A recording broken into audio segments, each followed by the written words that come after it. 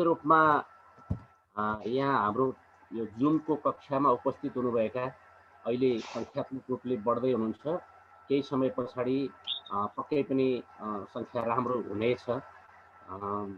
जस्तै अघिल्लो पटक नै हामीले प्रत्यक्ष रूपमा 50औं जना साथीहरू यहाँ र अनि फेसबुक लाइभमा पनि 100 भन्दा बढीको सङ्ख्या उपस्थित भएको हामीले पाएका थियौँ। यसभन्दा अघिल्लो पटक चाहिँ क्वालिटेटिभ डेटा एनालिसिससँग सम्बन्धित कुराहरू हामीले associate professor doctor Peshal Khanal सरसँग हामीले कुरा गरेका थियौँ। आज उपस्थित हुनुभएका सम्पूर्ण साथीहरूलाई सन्ध्याकालीन अभिवादन, नमस्कार र स्वागत गर्न चाहन्छु। आजको लागि हामीले एउटा गेस्ट प्रोफेसर्सको रूपमा चाहिँ एसोसिएट प्रोफेसर जीवन खड्का सर, उहाँ चाहिँ नेपाल ओपन युनिभर्सिटीमा हुनुहुन्छ र एउटा संयोग भन्नु पर्ला, म आफै पनि नेपाल ओपन युनिभर्सिटीमा विगत केही समयदेखि आबद्ध छु। उहाँले चाहिँ क्वान्टिटेटिभ डेटा एनालिसिससँग सम्बन्धित कुराहरू आज हामीहरूसँग सेयर गर्नुहुनेछ र आशा छ पक्कै पनि जो रिसर्चमा इन्ट्रेस्ट राख्नुहुन्छ, जसलाई क्वान्टिटेटिभ डेटासँग सम्बन्धित कुराहरू जान्ने इच्छा छ, उहाँले आजको यो 1 घन्टे क्लासमा एकपटक राम्ररी समराइज गर्नुहुनेछ। यहाँहरूलाई रुचि छ, मलाई थाहा छ, किनभने यहाँहरूले क्वालिटेटिभ डेटा एनालिसिसको पार्ट पढिराख्दा पनि अघिल्लो क्लासमा पनि सोध्नु भएको थियो, तपाईँहरू कसरी क्वालिटेटिभ सिकाउनुहुन्छ कि हुन्न, यो चाहिँ कसरी गर्ने, एसपीएसएस कसरी गर्ने भन्ने कुरा। यो समग्रमा एउटा जटिल विषय पनि हो, एउटै क्लासमा सारा ढोका खुल्छ भन्ने छैन। तर यहाँहरूलाई पठन पाठनसँग सम्बन्धित, रिसर्चसँग सम्बन्धित एउटा प्यास सिर्जना गर्न सक्यौँ हामीले भने सायद त्यो नै सबभन्दा ठुलो सफलता हो जस्तो मलाई लाग्छ। सम्पूर्ण उपस्थित साथीहरूलाई स्वागत। फेसबुकमा लाइभ हेरिराख्नुभएका साथीहरूलाई पनि हार्दिक स्वागत गर्दै म एसोसिएट प्रोफेसर डाक्टर जीवन खड्का सरलाई आजको सेसन रन गरिदिनु हुनको लागि हार्दिक अनुरोध गर्दछु। उहाँको जानकारीका लागि हाम्रो यो क्लासमा मास्टर्सभन्दा माथि र पिएचडी गरिसक्नुभएका समेतको उपस्थित रहेको कुरा पाइयो। विशेष गरी एमफिल गर्दै गर्नुभएको र पिएचडी गर्दै गर्नुभएको भर्खरै सक्नुभएका साथीहरू थुप्रो हुनुहुन्छ। हामीले एउटा लेभलको हिसाबले अलिकति सजिलो त्यो होला र मेची महाकालीबाटै उपस्थित छ भन्दा पनि हुन्छ, हिमाल तराईबाटै उपस्थित छ भन्दा पनि हुन्छ।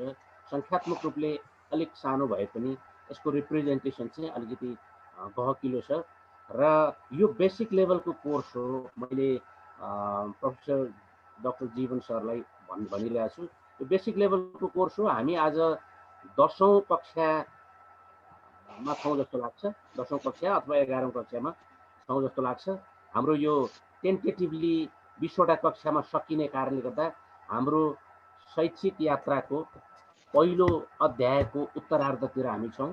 त्यसकारणले गर्दा आज हामी बेसिक कुराहरू सेयर गर्छौँ भन्ने खालको कुराहरू सरलाई मैले जानकारी गराउँदै सरलाई स्वागत गर्न चाहन्छु। हार्दिक स्वागत।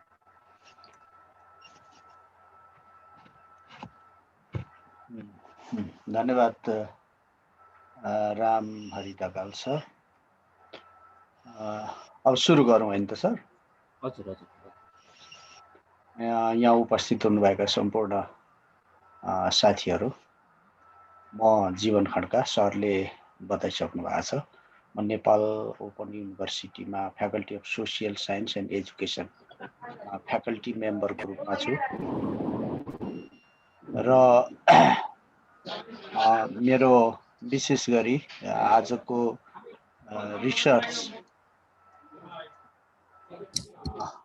रिसर्च अन्तर्गत चाहिँ मैले मास्टर डिग्री, एमफिल र पिएचडी मा नै विशेष गरी क्वान्टिटेटिभ रिसर्चमा नै आफ्नो रिसर्च पुरा गरेका छु। अलिकति ब्याकग्राउन्ड साउन्डले अलिक डिस्टर्ब गरेको छ कि साथीहरू? म्युट गर्नुपर्छ होला। हजुर, निराजनजी सबैलाई म्युट गरिदिनुहोस् अनि उहाँले ओपन गरेर सुरु गर्नुहुन्छ है सर।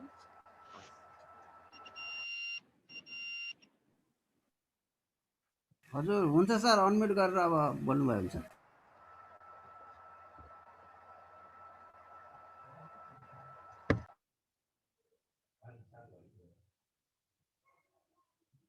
हजुर सर हजुरले अनम्युट गर्नु होला सर, हजुरको साउन्ड आएको छैन।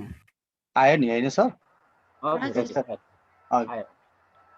र विशेष गरी पहिलेदेखि नै अलिकति म्याथमेटिक्समा 400 हुने र पछि पनि अब रिसर्च फिल्डमा लागिसकेपछि अब क्वान्टिटेटिभ रिसर्च चाहिँ अब म्याथमेटिक्स स्ट्याटिस्टिक्ससँग जोडिएको विषय हुनाले त्यसैमा नै काम गर्दै आइयो। आज जुन रामहरि सरले मलाई योभन्दा अघिल्लो हप्ता भन्नुभएको थियो एउटा क्लास लिनु, क्लास भन्दा नि एउटा सियरिङ जस्तै मलाई लाग्छ। यहाँ कसैले लिने दिने भन्दा नि एउटा इन्टरेक्सन हो जस्तो लाग्छ, सियरिङ गर्ने हो जस्तो लाग्छ। र मैले आज जुन अवसर दिनुभएको छ यसको लागि धेरै धेरै धन्यवाद छ। र आज मलाई दिएको टपिक चाहिँ quantitative data analysis and presentation छ। म चाहिँ आफ्नो यहाँ स्लाइड ल्याएको छु, यही स्लाइडबाट तपाईँहरूलाई म सुरुवात गर्न चाहन्छु।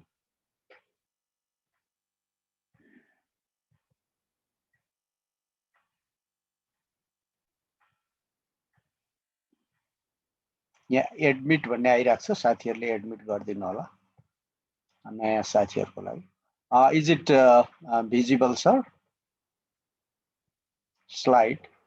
यस यस सर, स्लाइड इज भिजिबल। लेखेर चाहिँ यसलाई अब अलिकति फुल स्क्रिन चाहिँ बनाउनु पर्ला कि। Now it is fine. या ओके यस सर। मैले चाहिँ अहिले यहाँ विशेष गरी रिकैपिचुलेसन अफ क्वान्टिटेटिभ रिसर्च भनेर first I try to make clear about the fundamentals of quantitative research. र यहाँ उपस्थित हुनुभएका साथीहरूलाई नै म अलिकति एउटा रिकैपिचुलेसनको रूपमा चाहिँ कहिले क्वान्टिटेटिभ रिसर्चको फाउन्डेसन चाहिँ के हो त भन्ने बारेमा अलिकति बुझाउन चाहन्छु। म भिडियोलाई अफ गरौँ होला कि कस्तो छ सर म्याडम? भिडियोलाई मैले अफ गरेँ। हजुरको भिडियो त अन गर्दा हुन्छ सर, अरूको जाँदैन, हजुरको मात्रै फेसबुक लाइभमा जान्छ, अनै गर्नुभयो हुन्छ सर। र पहिले चाहिँ रिक्यापिचुलेसन अफ क्वान्टिटेटिभ रिसर्च, यसका केही आधारभूत कुराहरूबारे चाहिँ केही समय हामी छलफल गरौँ। र I think within this short time frame it is not possible to deliver in detail. However, I try my best to make you clear the basic concepts about the data analysis and presentation in quantitative research. First, what is the world view in quantitative research? Just I want to ask question to you. र एकजना कोही साथीले world view के होला quantitative रिसर्चको थोरै sharing गरिदिनुहोस् न। मैले यसो देखेको छु हाम्रो एमफिलका साथीहरू पनि विद्यार्थी साथीहरू पनि हुनुहुन्छ, तपाईँहरूको अन्डरस्ट्यान्डिङ के होला? किनभने हामी एउटा फन्डामेन्टल आइडिया र यसको फिलोसफीमा रहेर कुनै रिसर्चलाई एनालाइसिस गर्यौँ भने चाहिँ यसको अलिकति सार्थक अर्थ लाग्छ जस्तो लाग्छ। र कोही साथीले बताइदिनुहोस् त, एकजनाले रिसर्च वर्ल्ड भ्यू के होला? हेलो, यहाँहरूले अप्ठ्यारो नमानिकन आफूले लागेको कुरा बताउनु भयो भने हामीलाई सजिलो हुन्छ अगाडि बढ्नलाई। तपाईँहरूलाई म्युट गर्न त्यहाँ असहज भएको छ भने मेसेज गरिदिनु होला, तत्काल हामी चाहिँ अनम्युट गर्छौँ। यहाँहरूले आफैले म्युट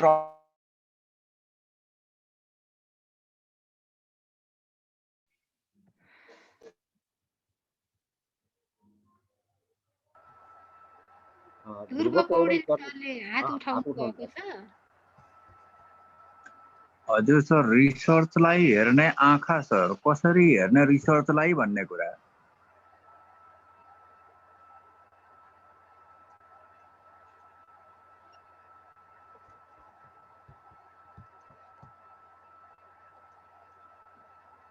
हजुर सर, हजुरले अनम्युट गरेर बोल्नु होला सर, साउन्ड आएको छैन। हजुर, यो रिसर्चलाई कुन तरिकाले हेर्ने, कसरी देखौँ, कसरी हेरौँ भनेर आँखामा एउटा चस्मा लगाइन्छ, त्यो चस्माको कलर नै ओल्ड भ्यू हो भन्ने लाग्यो सर।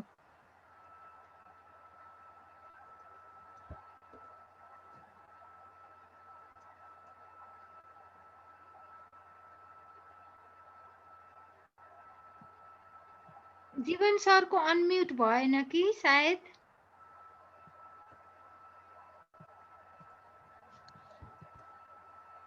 सुनिएन है डिभाइसमा समस्या भयो होला सुन्ने छ सर अहिले सुन्ने छ सुन्यो नि होइन सर होइन सर मेरो हजुर हेलो हजुर सर सुन्ने छ सर ठिक छ है मैले यहाँ भन्न खोजेको यहाँ हाम्रो साथीले भन्दै हुनुहुन्थ्यो वर्ल्ड भ्यू भनेको हेर्ने दृष्टिकोण हो एकदम यु आर एब्सोल्युटली राइट तर के चाहिँ हो त अब हामीसँग क्वान्टिटेटिभ रिसर्च भन्छौँ त्यसको वर्ल्ड भ्यू के होला क्वालिटेटिभ रिसर्च भन्छौँ त्यसको वर्ल्ड भ्यू के होला मिक्स मेथड रिसर्च भन्छौँ त्यसको वर्ल्ड भ्यू के होला because there is necessary to have the foundation for analysing anything कुनै कुरालाई हेर्ने पनि दृष्टिकोण हुन्छ कि because everything is guided by the philosophy, guided by the background.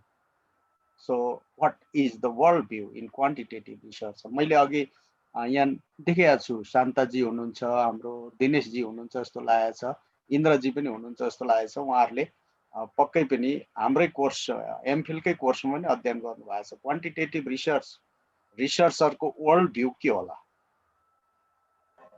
Sir पोजिटिभिस्ट हुनुपर्ने हो सर पोजिटिभिस्ट र पोस्ट पोजिटिभिजम ल त्यसलाई अझै फर्दर क्लियर गरौँ यु आर एब्सोल्युटली राइट के होला पोजिटिभिस्ट भनेको चाहिँ हैन सर कुनै पनि कुरालाई अब हामीले ट्रुथ चाहिँ सिंगल हुन्छ अनि ट्रुथ चाहिँ not constructed it is objective अनि यो चाहिँ मेजरेबल हुन्छ यो म्याथमेटिकल स्ट्याटिस्टिकल मेजर अथवा स्ट्याटिस्टिकल क्याल्कुलेसनबाट चाहिँ एक्सपेरिमेन्टबाट ट्रुथ चाहिँ कन्स्ट्रक्ट भन्ने मतलब ट्रुथ टेस्ट हुन्छ भन्ने कुरा हो सर यो एकदम प्रकाशजीले एकदम सही बताउनु भएको छ हामी quantitative researcher is founded on post positivist or positivist philosophy basically positivist philosophy is use to analyse the data in physical sciences physical researches हाम्रो यो जुन भौतिक विज्ञानमा चाहिँ हाम्रो यो पोजिटिभिजम भनेकै प्रत्यक्षवाद हो क्या नेपालीमा भन्नु पर्दाखेरि पोस्ट पोजिटिभिजम भनेको उत्तर प्रत्यक्षवाद भन्छ हैन र हामीले क्वान्टिटेटिभ रिसर्चमा अथवा यो परिमाणात्मक जुन अनुसन्धान छ यसमा चाहिँ प्रत्यक्षवाद र उत्तर प्रत्यक्षवाद हुन्छ प्रत्यक्षवाद चाहिँ बढी भौतिक साइन्समा छ र उत्तर प्रत्यक्षवाद चाहिँ त्योभन्दा अलि रिफाइन टोनमा आएर यो सोसियल साइन्समा पनि हामीले गर्दै आएका छौँ र प्रत्यक्षवादमा जस्तो हामीले कुनै भौतिक वस्तुलाई जुन रूपमा हामी अब्जर्भ गर्न सक्छौँ जुन रूपमा हामी मेजर गर्न सक्छौँ र हामीले अब्जर्भ गरेको अवलोकन गरेको र एक्ज्याक्टली मापन गरेको तथ्यमा आधारित रहेर कुनै परिणाम निकाल्छौँ कुनै कुराहरू तथ्यहरू पत्ता लगाउँछौँ नयाँ कुराहरू पत्ता लगाउँछौँ भने यही मोडेल युज गरेर सोसियल साइन्समा पनि रिसर्च गर्न सकिन्छ मानिसको व्यक्तिको एटिट्युड मेजर गर्न सकिन्छ सेटिस्फ्याक्सन मेजर गर्न सकिन्छ उसको उत्प्रेरणा मेजर गर्न सकिन्छ स्ट्रेस मेजर गर्न सकिन्छ अथवा human behaviour is also measurable and observable in which we can use quantitative research. This is the belief of post-positivism. अथवा पोजिटिभिजमको नर्मल्ली केही कुराहरू फरक छन् पोजिटिभिजम र पोस्ट पोजिटिभिजम पोजिटिभिजमले everything can be measure in complete form at a time भन्ने believe गर्छ पोजिटिभिजमले चाहिँ कुनै कुरा एकै पटकमा मेजर गर्न सकिन्छ र पूर्ण रूपमा मेजर गर्न सकिन्छ भन्ने छ भने पोस्ट पोजिटिभिजमले हैन एक पटक हामीले मेजर गरेको कुरो सधैँको लागि सत्य हुँदैन it is true or it is real at a point of time कुनै टाइममा ट्रु हुन सक्छ but it is again necessary to test or retest it यसलाई हामीले टेस्ट र रिटेस्ट चाहिँ गरिराख्नुपर्छ त्यो कुनै समय कुनै कुरा सत्य हुन्छ भने त्यही कुरा अर्को समयमा गएर असत्य हुन सक्छ र त्यसलाई हामीले हाइपोथेसिस डेभलप गर्नुपर्छ र टेस्ट गरिरहनुपर्छ र सत्यलाई सत्य सधैँ एकै नाश रहिरहँदैन यो परिवर्तन भइरहन्छ र यसलाई पुनः टेस्ट गरिरहनुपर्छ भनेर उत्तर प्रत्यक्षवाद अथवा पोस्ट पोजिटिभिजमले फोकस गर्छ यही कुरा हो यसमा तपाईले रेफरेन्सहरू हेरेर अरु डिटेल गर्न सक्नुहुन्छ र अब त्यसपछि अर्को पोइन्टमा जान्छु म अब हामीले यही जुन पोइन्टहरु राखेका छन् यो प्रत्येक हामी छलफल गर्दै गयौं भने 3 घण्टा 4 घण्टा 5 घण्टा लाग्न सक्छ त्यसैले मैले यो रिक्यापिचुलेसन मात्रै भनेको छु। अर्को चाहिँ research design. What kind of research design are preferred in quantitative research? Quantitative research मा कस्ता खालका रिसर्च डिजाइनहरू अथवा अनुसन्धान ढाँचाहरू युज गरिन्छ? यसमा फेरि मैले तपाईहरुलाई नै क्वेशन राखे। एकजनाले आफ्नो एक्सपिरियन्स शेयर गरिदिनु भए राम्रो हुने थियो। प्लिज। हेलो हेलो साथीहरु। हजुर सर सुन्नेको छ। ल एकजना साथीले रिसर्च डिजाइनको बारेमा बताइदिनु त। कस्तो what kind of research design are preferred or used in quantitative research? Hello कोही साथीहरु मैले यहाँ नामै पढ्नु पर्छ कि हो जस्तो लाग्यो। सरिता जी। हजुर सर। ल तपाईको आइडिया शेयर गर्नु न। किनभने अघि भनिसक्नु भएको छ एटलिस्ट मास्टर डिग्री गरेर सकिसक्नु भएको अथवा गर्दै हुनुहुन्छ भने अब ब्याचलर देखि नै हाम्रो त रिसर्च विषय छ। कस्तो खालको रिसर्च डिजाइनहरु हामी युज गर्छौं होला क्वान्टिटेटिभ रिसर्चमा? अर्को साथीले भन्दा पनि हुन्छ।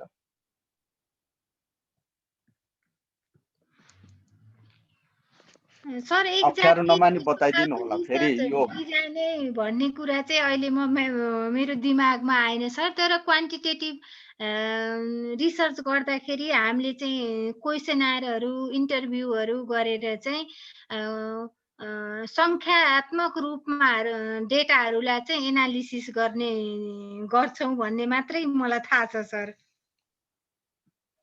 Okay, thank you. You are in the paradigm of quantitative research.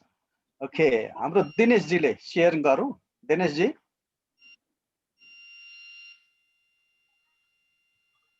Hello Dinesh ji.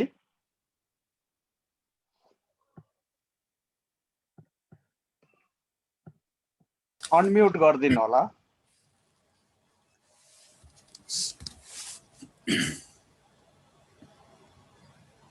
Dinesh जीले आफै अनम्युट गर्न सक्नुहुन्छ है अब। सर म भनौं? हजुर हजुर हजुर एकदम। मैले त यहाँ कोही नबोल्नु भएकोले नाम लिएको मात्र हो। हामी सर्वे, एक्सपेरिमेन्टल, क्वासी एक्सपेरिमेन्टल, कोरिलेसनल खालको रिसर्च डिजाइनहरु हामी क्वान्टिटेटिभ रिसर्चमा युज गर्छौं सर। Thank you. मैले हो यति भए त अगाडि बढ्न सजिलो हो, नभए एकहोरो वान वे मात्रै गरिराख्दा अलि बोर होला भनेर तपाईहरुलाई नि एक्टिभ गराउन खोजेको। जस्तो हामीले वर्ल्ड भ्यूज अन्तर्गत चाहिँ हामीले क्वान्टिटेटिभमा पोजिटिभिजम अथवा पोस्ट पोजिटिभिजम भन्यो। क्वालिटेटिभमा हामी कन्स्ट्रक्टिभिजम, इन्टरप्रेटिभिजम भन्छौं, ट्रान्सफर्मेटिभहरु भन्छौं। त्यस्तै गरी मिक्स मेथडमा हामी प्र्याग्मेटिजम भन्छौं भने यिनै फिलोसफीमा आधारित रहेर हामी यो बेस्ड अन द फिलोसफी अथवा प्याराडाइम अथवा फिलोसफिकल इन्स्ट्यान्स पनि भन्छौं। यस आधारमा त हामीले तीनटा रिसर्च डिजाइन भन्यौं। Quantitative research design, qualitative research design, mix method research design. Again there when categorizing different research design within this particular research design what I said just now, quantitative research design अन्तर्गत पनि अहिले हाम्रो म्याडमले भन्नुभयो जस्तै survey research design, experimental research design नै बढी use गर्छौं। त्यसमा कोरिलेसन रिसर्च डिजाइन अरु थुप्रै खालका रिसर्च डिजाइनहरु छन्। तर बेसिकली सर्वे रिसर्च डिजाइन जुन ठुलो a large sample size is taken to reveal the findings which are expected to have the high level of generalization to the entire population भन्छौं भने experimental research विशेष गरी चाहिँ cause and effect को study गर्नलाई चाहिँ हामी कोरिलेसनल रिसर्च डिजाइन पनि भन्छौं। तर एक्सपेरिमेन्टल रिसर्च डिजाइन चाहिँ एउटा पर्टिकुलर ग्रुप लिएर त्यहाँ इन्टरभेन्सन गरेर त्यसको रिजल्ट के छ भनेर हेर्नलाई हामी एक्सपेरिमेन्टल रिसर्च डिजाइन भन्छौं। यी सबै रिसर्च डिजाइनहरु चाहिँ हाम्रो क्वान्टिटेटिभ रिसर्च डिजाइन अन्तर्गत पर्दछन्। र अब यस पछाडी अलिकति मैले कुरा गरौँ यो भेरिएबल्स एन्ड मेजरमेन्ट स्केल्स भन्छ। यिनीहरु पनि हाम्रो क्वान्टिटेटिभ रिसर्च अन्तर्गत महत्त्वपूर्ण कुराहरु हुन्छन्। फेरि अर्को एकजना साथीलाई म सोध्न चाहन्छु कस्ता खालका variable we use in our research? Basically in quantitative research. यो भेरिएबल भन्ने टर्मिनोलोजी पनि हामी क्वान्टिटेटिभमा युज गर्छौँ, तर क्वालिटेटिभमा हामी यसलाई भेरिएबल नभनेर कन्स्ट्रक्टको रूपमा हामी युज गर्छौँ। र पहिलो चाहिँ why we call as variable in quantitative research. Quantitative रिसर्चमा किन भेरिएबल भन्छौँ र क्वालिटेटिभमा अन्य रिसर्चमा हामी भेरिएबल भन्दैनौँ, कन्स्ट्रक्टको रूपमा भन्छौँ। र कस्ता खालका भेरिएबल्सहरू युज गरिन्छ and how we assess them or how we measure those kind of variables in quantitative research। मैले अलिकति तपाईहरुबाटै केही एक्सपेक्टेसन गर्न चाहन्छु। एकजना साथी कसैले बताइदिनुस् त what kind of variables, first try to make clear what is variable, then what kind of variables we can use in quantitative research, please। Sir, म भनौँ sir? Yes, please। Yes, sir। Okay sir, यो experimental variable भन्छ अनि control variable भन्छ अनि एक्सट्रानियस भेरिएबलहरू भनेर भन्छ, यस्तै छ सर, यति सम्झेको। पहिले भेरिएबल चाहिँ भनेको के होला? हामी अरु साथीहरुले नि एड गर्न सक्नुहुन्छ है। अहिले मैले ध्रुवजीलाई मात्रै सोधे हैन, सबैलाई यही क्वेशनबाट अगाडि बढौं। किन भेरिएबल भनेको होला? भेरिएबल भने त्यो धेरै एबल भनेको हुन सक्ने, धेरै हुन सक्ने हामीले एउटा लियो। अर्को साथीले बताउन खोज्दै हुनुहुन्छ। सर नमस्कार सर, म शोभाकान्त अधिकारी दाङबाट।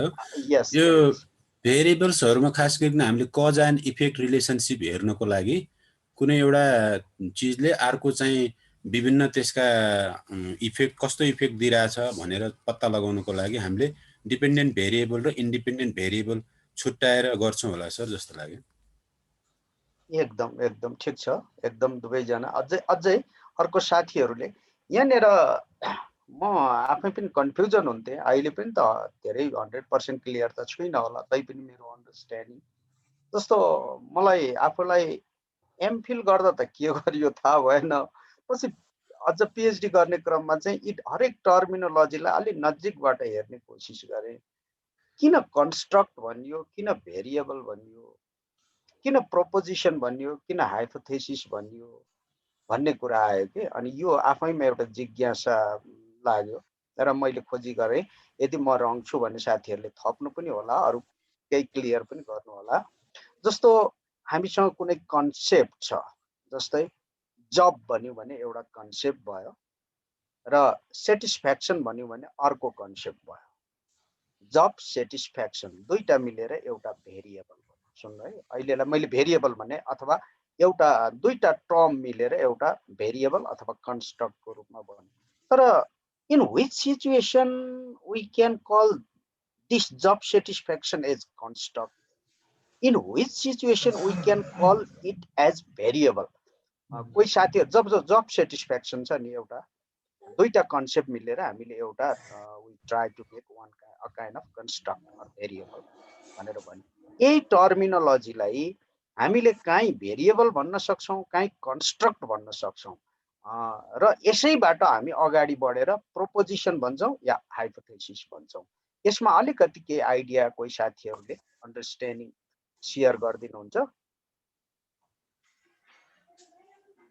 Hello, share गर्दिनुहुन्छ?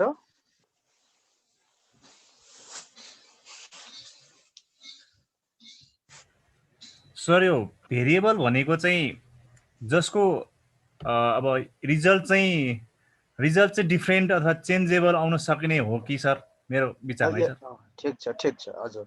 जस्तो म्याथमेटिक्समा चाहिँ जस्तो हामी भेरिएबललाई चाहिँ भ्यालु, जसको भ्यालु चाहिँ चेन्जेबल अथवा सेम नरहने, फिक्स नरहने भन्ने हुन्छ, त्यो चाहिँ भेरिएबल भने जस्तै।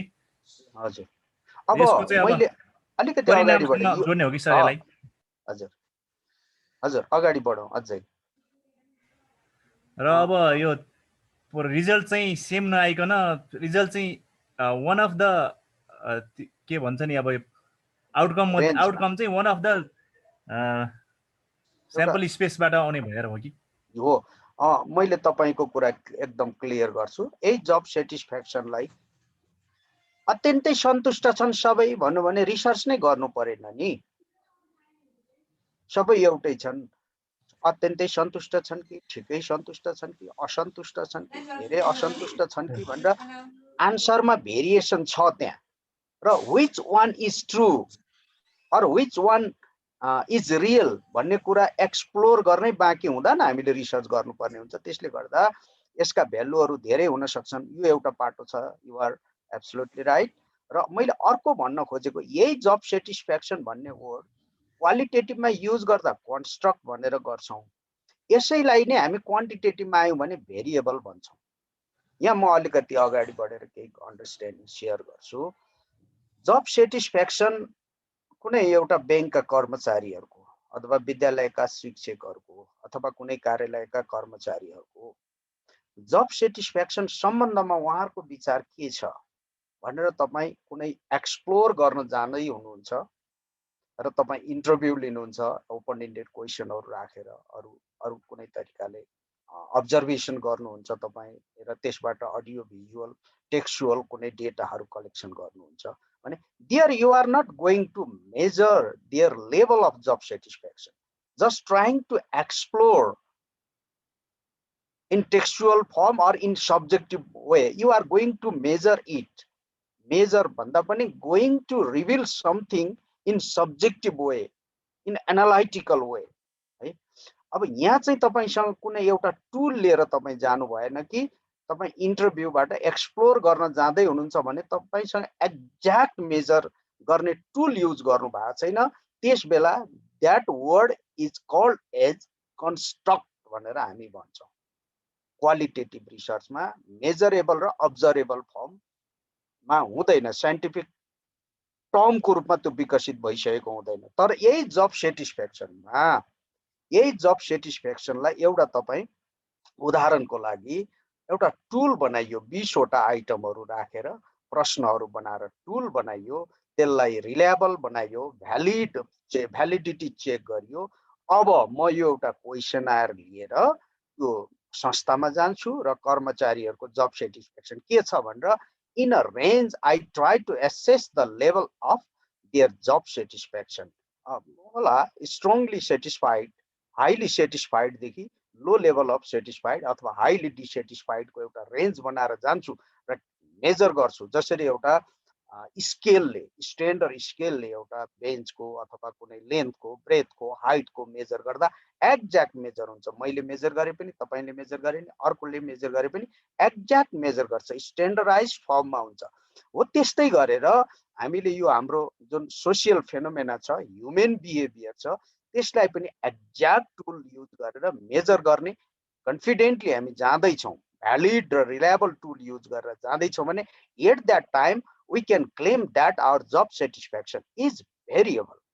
जब हामी स्ट्यान्डर्ड टुलको युज गरेर मेजरेबल एन्ड अब्जर्भेबल फर्ममा गइसकेपछि त्यसलाई आएको डेटा चाहिँ क्वान्टिफाएबल हुन्छ, क्वान्टिफाइड गरिन्छ र त्यो क्वान्टिटेटिभ डेटालाई चाहिँ एनालाइसिस गर्छौँ, स्ट्याटिस्टिकल एनालाइसिस गर्छौँ।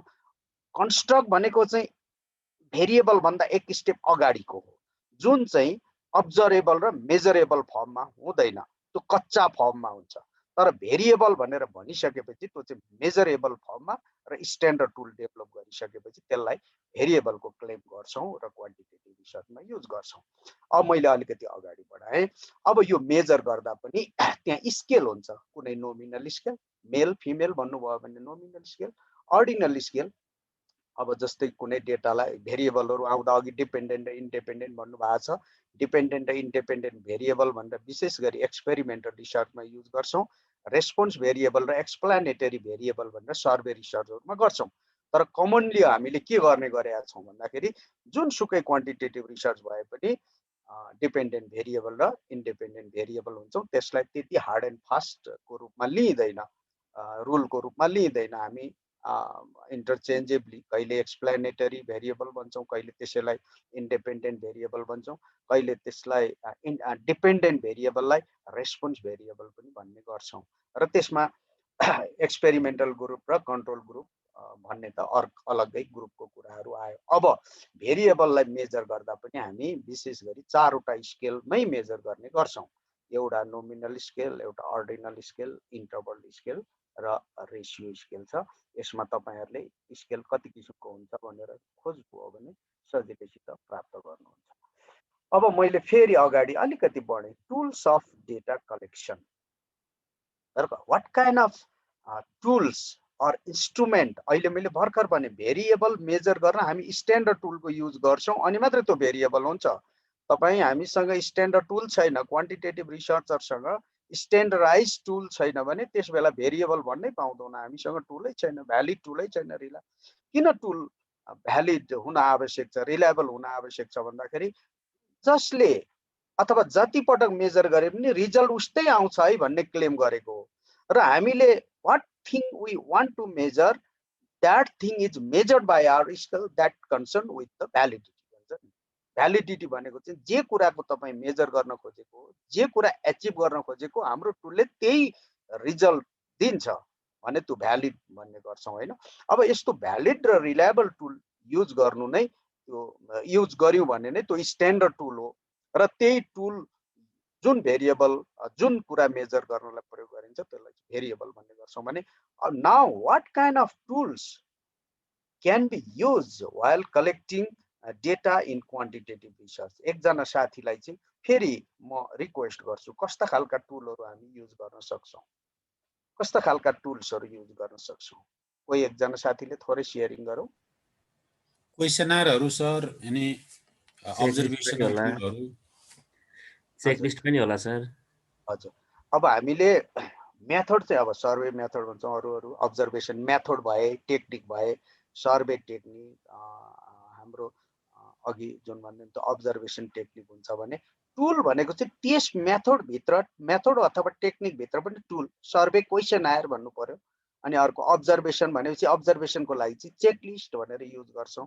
चेकलिस्टको नि भ्यालिडिटी हेर्छौँ, सबै कुरा त्यसले चेक गर्नलाई भयो कि भएन भने त्यसका त फेरि आफ्नै विधि विधान छन् नि। कसरी भ्यालिडिटी इन्स्योर गर्ने, कसरी रिलायबिलिटी इन्स्योर गर्ने, कसरी जेनरलाइजेबिलिटी भन्ने नि छ अर्को तेस्रो, कसरी त्यसको यो जुन क्वालिटी टुल्सको क्वालिटी मेजर गर्नको लागि इन्स्योर गर्नको लागि के विधि अपनाउने भन्ने पनि हुन्छ।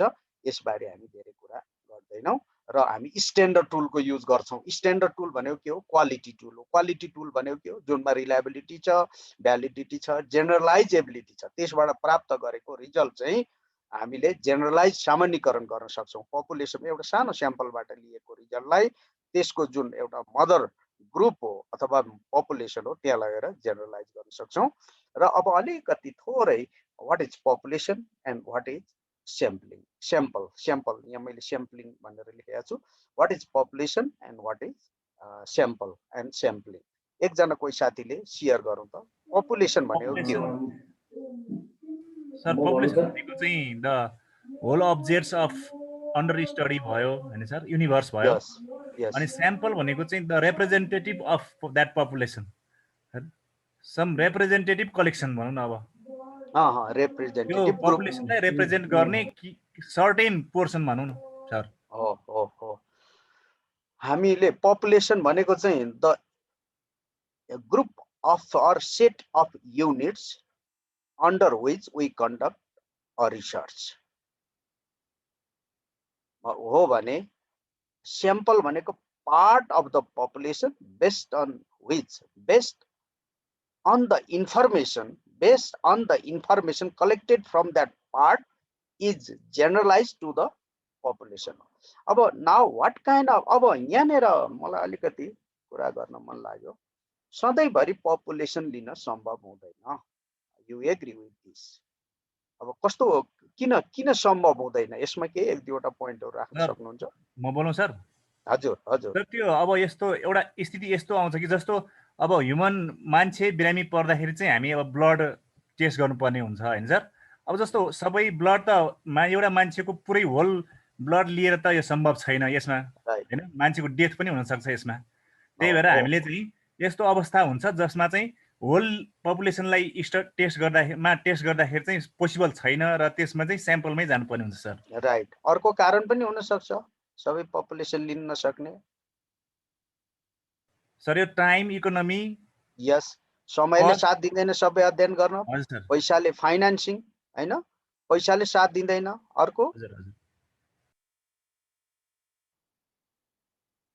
कहिलेकाहीँ पपुलेसनै पनि अननोन भइदिन्छ के, सबै पपुलेसन नै थाहा नहुन सक्छ। यी विविध कारणले गर्दा सिङ्गो पपुलेसनको अध्ययन गर्न नसक्ने अवस्थामा सिङ्गो पपुलेसनकै अध्ययन गरेर पनि हामी रिसर्च गर्न सक्छौँ। त्यसबेला केही स्ट्याटिस्टिकल मेथड्सहरू युज नगर्नुपर्ने हुन्छ, गर्नुपर्ने आवश्यकता नहुँदैन।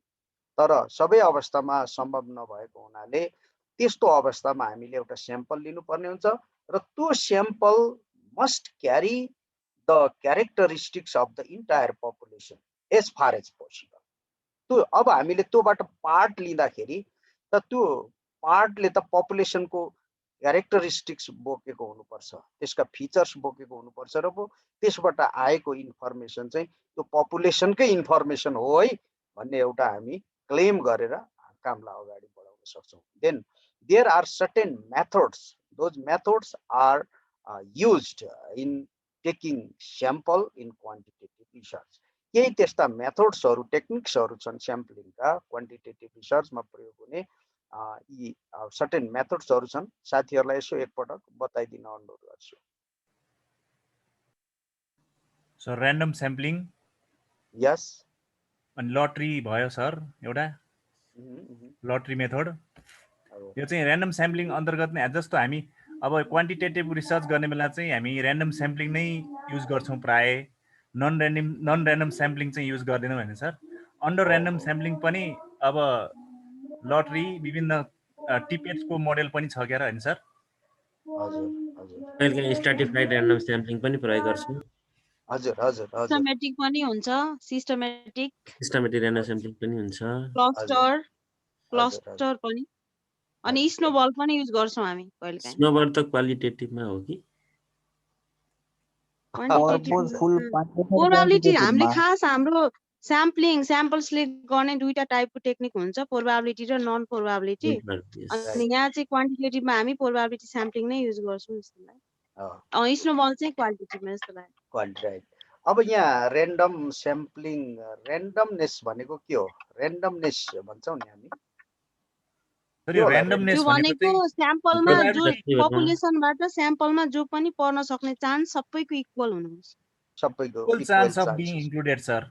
यस, each unit of population has equal chance to be included in our sample. त्यसैले probability sampling भनेको equally probable, they have equal probable of selecting in our sample भन्ने हो। अब यसमा तपाईले भनिसक्नु भएको छ एउटा सिम्पल ऱ्यान्डम स्याम्पलिङ छ, स्ट्राटिफाइड ऱ्यान्डम स्याम्पलिङ होला, सिस्टमेटिक ऱ्यान्डम स्याम्पलिङ होला, अघि भन्नुभएको छ जस्तो क्लस्टर स्याम्पलिङ। यिनै स्याम्पलिङ टेक्निक यिनीहरू पनि मर्ज गरेर लिन सकिन्छ। स्टाटामा पहिले बाँडेर त्यसपछि क्लस्टरमा लिन सकिन्छ। सानो पपुलेसन छ, सबै युनिट थाहा छ भने सिम्पल लटरी मेथड भनेको सिम्पल ऱ्यान्डम स्याम्पलिङ हो, त्यो पनि हामी युज गर्न सक्छौँ। जोग्राफिकल्ली स्क्याटर्ड पपुलेसन छ भने हामी क्लस्टर स्याम्पलिङहरू युज गर्न सक्छौँ। र अहिलेका प्रचलित विधि र अहिलेसम्मका ट्रस्ट वर्दी टेक्निक भनेकै यिनै टेक्निकहरू हुन्। यो भन्दा अरू टेक्निकहरू अब सायद अरू पनि होलान्, तर अहिले हाम्रो प्र्याक्टिसमा आएका चाहिँ यिनै टेक्निकहरू युज गर्छौँ। Okay, after taking sample, after determining the tools of data collection, we visit to the field and from there we collect the information which is called data, and data is analyzed, and that is the focus of our today's session. र अब त्यो data आएको डेटालाई चाहिँ कसरी हामीले interpretation गर्ने होला, analysis गर्ने होला, इन्टरप्रिटेसन गर्ने होला।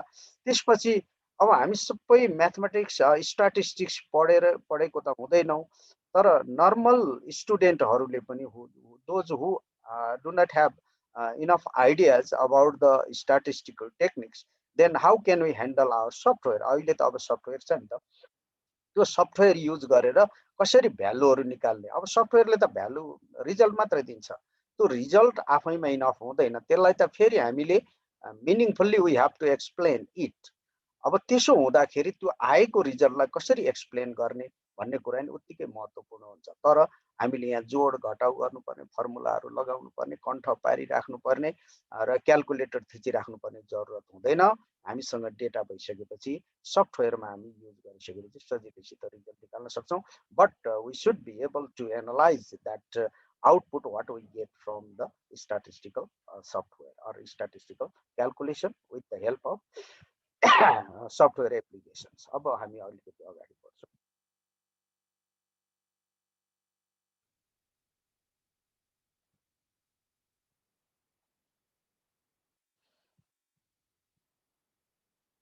यसले अलिकति मलाई डिस्टर्ब गरिरहेको छ।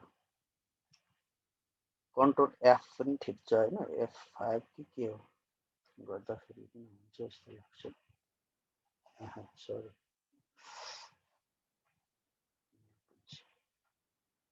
यस, यहाँ मैले अलिकति लेखेको छु क्वान्टिटेटिभ डेटा एनालाइसिस भनेको के होला भने, अब हामीसँग यहाँको कुरालाई एकछिन let's forget it. Data analysis गर्नु भनेको के होला, अहिले एकछिन यसलाई हामी मिनिमाइज गरौँ। डेटा एनालाइसिस भन्छौँ नि, यो भनेको के होला? केही साथीहरूले सेयर गर्ने आइडिया आफूले के छ? डेटा नम्बरमा हुन्छ सर, त्यसले भन्न खोजेको कुरालाई वर्डमा भन्ने सर। त्यसलाई एकदम यो यहाँले एकदम राइट कुरा भन्नुभएको छ। नम्बरमा भएको कुरालाई वर्डमा एक्सप्रेस गर्नु हो, रिडर फ्रेन्डली बनाउनु हो र उहाँहरूले बुझ्ने रूपमा चाहिँ प्रस्तुत गर्ने नै एनालाइसिस हो। एउटा वेबाट यो ठिक छ। अरू साथीहरूले फेरि यसलाई डेटाको कम्प्यारिजन गर्नु, डेटाको कम्प्यारिजन गर्नु ठिक छ।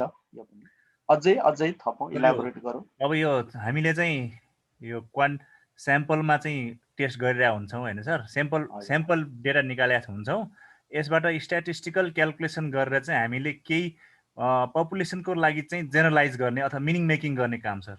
मिनिङ मेकिङ गर्ने, जेनरलाइज गर्ने काम एउटा कुरा भयो। एउटा स्ट्याटिस्टिकल क्यालकुलेसनको कुरा आयो। हजुर, कम्पेरिजन गर्ने सर, विभिन्न भेरिएबलहरूको बीचमा तुलनात्मक स्टडी अध्ययन गर्ने, सिमिलरिटी डिफरेन्सेसहरु छुट्याउने, कम्पेयर एन्ड कन्ट्रास्ट गर्ने। हजुर, अझै हाइपोथेसिस टेस्टिङ पनि पर्छ सर। डेटाले धेरै कुरा भन्छ, त्यो मात्र रिसर्च क्वेसनले खोजेको के हो त्यही मात्रै निकाल्ने काम हो कि जस्तो लाग्न थाल्यो सर। अहिले फेरि ठ्याक्कै यो छलफल गरेपछि सबै कुरा आइहाल्छ।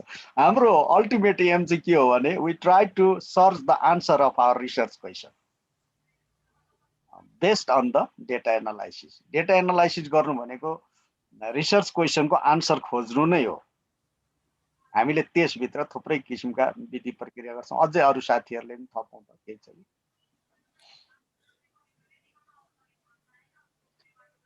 मैले अलिकति अगाडि बढाएँ।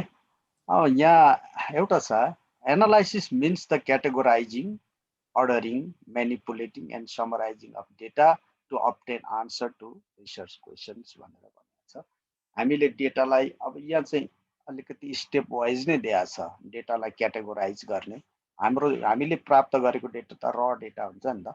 त्यो र डेटालाई चाहिँ विभिन्न ग्रुपहरूमा बाँड्ने, अर्डर क्रम मिलाएर राख्ने, म्यानिपुलेट गर्ने भनेको चाहिँ हामीले त्यसको क्यालकुलेसन गर्ने होइन, कोडिङ रिकोडिङ गर्ने, यिनै कुराहरू म्यानिपुलेटिङ अन्तर्गत आउँछन् भने। त्यसलाई समराइज गर्ने भनेको रिजल्टहरू पनि हेर्ने। हामीले त्यो जुन ह्युज मास अफ डेटालाई चाहिँ एउटा सानो फर्ममा, अन्डरस्ट्यान्डेबल फर्ममा, आउटपुट बेसमा हुने गरेर त्यसलाई चाहिँ न्यारो डाउन गर्ने in to draw the meaning. अघि साथीले भन्नुभयो जस्तै to draw the findings, and that finding should be related to that whether it answer the research question or not.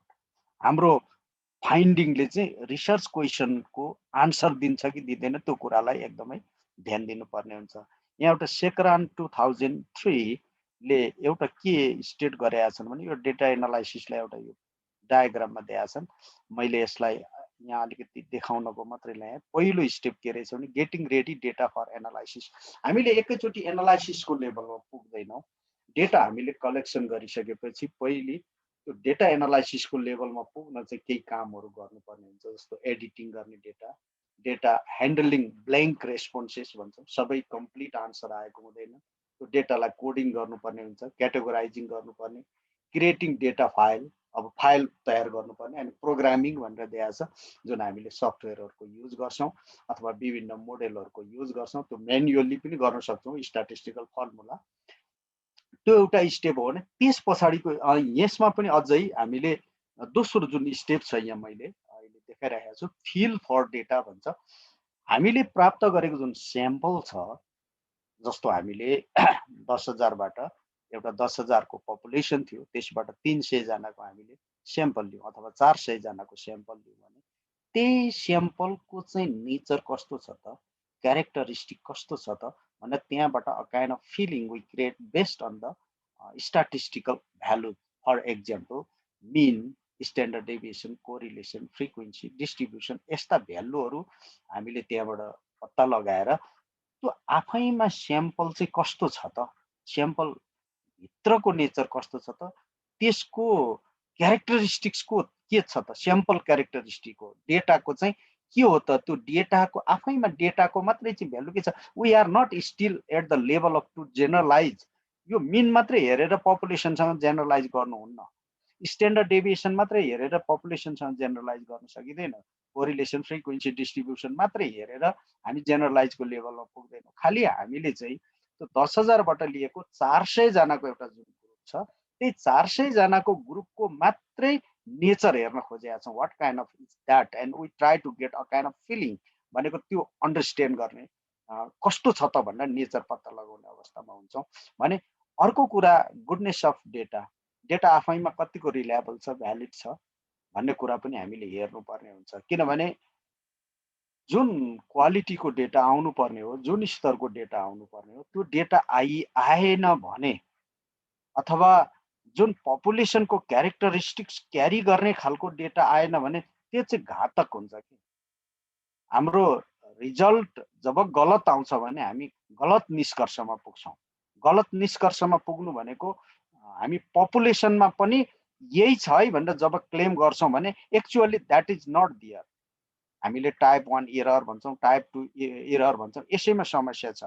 पपुलेसनमा एउटा रियालिटी छ, हाम्रो फाइन्डिङ अर्को खालको आउँछ। कहिलेकाहीँ पपुलेसनमा राइट भइरहेको कुरा राइट छ, त्यहाँ पपुलेसनमा जे कुरा छ ठिक छ। जस्तै कोरोनाबाट कति प्रभावित छन् भनेर एउटा एस्टिमेट अहिलेको कुरा गर्ने हो भने कोरोनाबाट प्रभावित छन् अरे केही व्यक्तिहरू अथवा केही पर्सेन्टेज छन् अरे, तर हाम्रो स्याम्पलबाट यदि सही रिप्रेजेन्टेटिभ भएन भने कोही पनि प्रभावित छैनन् भनेर रिजल्ट आयो भने त भोलि त त्यसले त भयावह रूप लिन्छ, हामीले त्यो निष्कर्ष निस्किन सक्छ। यसले गर्दा एउटा स्याम्पलिङ एररको कुराहरू पनि यस्तै कुराहरूमा आउँछ। टाइप 1 एरर क्यालकुलेसन गर्दा टाइप 2 एररहरू आउने सम्भावना रहन्छ। त्यसले गर्दा डेटाको क्वालिटी कतिको रिलायबल छ भनेर एउटा गुडनेस छ कि छैन, त्यो फिट हुन्छ कि हुँदैन। हाम्रो अब जुन population is always assume A normal distribution in several cases, in most of the cases, तर अब हाम्रो डेटा चाहिँ नर्मल छैन। तर नर्मल नहुँदै नै सही खालको स्ट्याटिस्टिकल टुल युज गरेनौँ भने त्यस बेला रिजल्टमा गल्ती हुने सम्भावना म्याक्सिमम हुन्छ। यस्तो बेला त्यसको alternative tools, techniques, statistical technique के युज गर्ने भन्ने कुरामा हामीले ध्यान दिनु जरुरी छ। यसले गर्दा त्यो डेटा हाम्रो मोडेलमा फिट हुन्छ कि हुँदैन भन्ने कुरा नि हेर्न जरुरी छ। भने अब अर्को चरण भनेको चाहिँ के हो भने टेस्टिङ हाइपोथेसिस टेस्टको लेभलमा जानुपर्ने हुन्छ। खालि हाम्रो डिस्क्रिप्टिभ एनालाइसिसले मात्र पुग्दैन। जस्तो 400 जनाको बाट आएको जुन फ्याक्ट्सहरू छ, डेटा छ, त्यसैमा मात्रै हाम्रो एनालाइसिस गर्ने होइन। हाम्रो उद्देश्य भनेको क्वान्टिटेटिभ रिसर्चको उद्देश्य भनेको चाहिँ पपुलेसनको क्यारेक्टरिस्टिक्स, पपुलेसनको बारेमा केही कुरा बताउने हो। त्यसका लागि चाहिँ हामीले यो जुन मिन, स्ट्यान्डर्ड डेभिएसन, कोरिलेसन अथवा यो खालका डिस्क्रिप्टिभ स्ट्याटिस्टिक्स मात्रै युज गरेर हुँदैन। हामीले चाहिँ हाइपोथेसिसहरू टेस्ट गरेर हायर लेभलको स्ट्याटिस्टिक्स युज गर्नुपर्ने हुन्छ र त्यो स्ट्याटिस्टिक्सबाट आएको रिजल्टको आधारमा चाहिँ we talk about the population, we infer about the population र थियोराइज गर्ने लेभलमा हामी पुग्नुपर्ने हुन्छ। यसबाट नै के हुन्छ भने डेटा एनालाइसिस भनेर जुन माथि टपमा लेखिएको छ, इन्टरप्रिटेसन अफ द रिजल्ट भनेर हामी टेस्टिङ हाइपोथेसिस गर्छौँ, यो फिल्ड डेटा गर्छौँ, यो रिलायबिलिटी, भ्यालिडिटी, यो तीनटा अवस्थाबाट हामी माथि इन्टरप्रिटेसन गर्छौँ, डिस्कसन गर्छौँ। यो डिस्कसन इन्टरप्रिटेसन सँगसँगै हामी डिस्कसन म पछाडि अलिकति चर्चा गर्नेछु। र त्यसमा अन्त्यमा हामीले हेर्ने कुरा के हो भने हामीले रिसर्च क्वेसनको आन्सर दियौँ कि दिएनौँ। हामीले हरेक जब फाइन्डिङ निकाल्छौँ, फाइन्डिङ एकातिर छ, रिसर्च क्वेसन अर्कातिर छ भने त्यसले हुँदैन। तर एउटा कुरा के हो भने रिसर्च क्वान्टिटेटिभमा वी प्रेडिक्ट गर्छौँ रिसर्च क्वेसनका आन्सरहरू जस्तै अब जब सेटिस्फ्याक्सन कस्तो छ त टिचरहरूको अथवा कर्मचारीहरूको भनेर एउटा क्वेसन छ भने के छन् कि छैनन् अथवा न्युट्रल लेभलमा छन्, त्यहाँभन्दा बढी त आन्सरै छैन। हाइली सेटिस्फाइड छन्, हाइली डिसेटिस्फाइड छन्, त्यति भित्रको रेन्जमा हो। जुन आन्सर आए पनि हुन्छ, मेरो एक्सपेक्टेसन अनुसारकै रिसर्चरको एक्सपेक्टेसन अनुसारकै आउनुपर्छ भन्ने छैन। हामीलाई त डेटाबाट आएको रिजल्ट नै त्यो हाम्रो रिसर्च क्वेसनको लागि आन्सर बन्छ र त्यो जुन एक्सपेक्टेड आन्सर अनुसार नहुन पनि सक्छ। हामीले सोचेको हाइपोथेसिस ट्रु पनि हुन सक्छ, नहुन पनि सक्छ। यो चाहिँ this frame work shows the process, entire process of quantitative data analysis. म अलिक पछाडि छलफल पनि गर्नेछु, यहाँहरूले आफ्नो क्वेसनहरू छ भने यहाँले टिपेर राख्नु होला।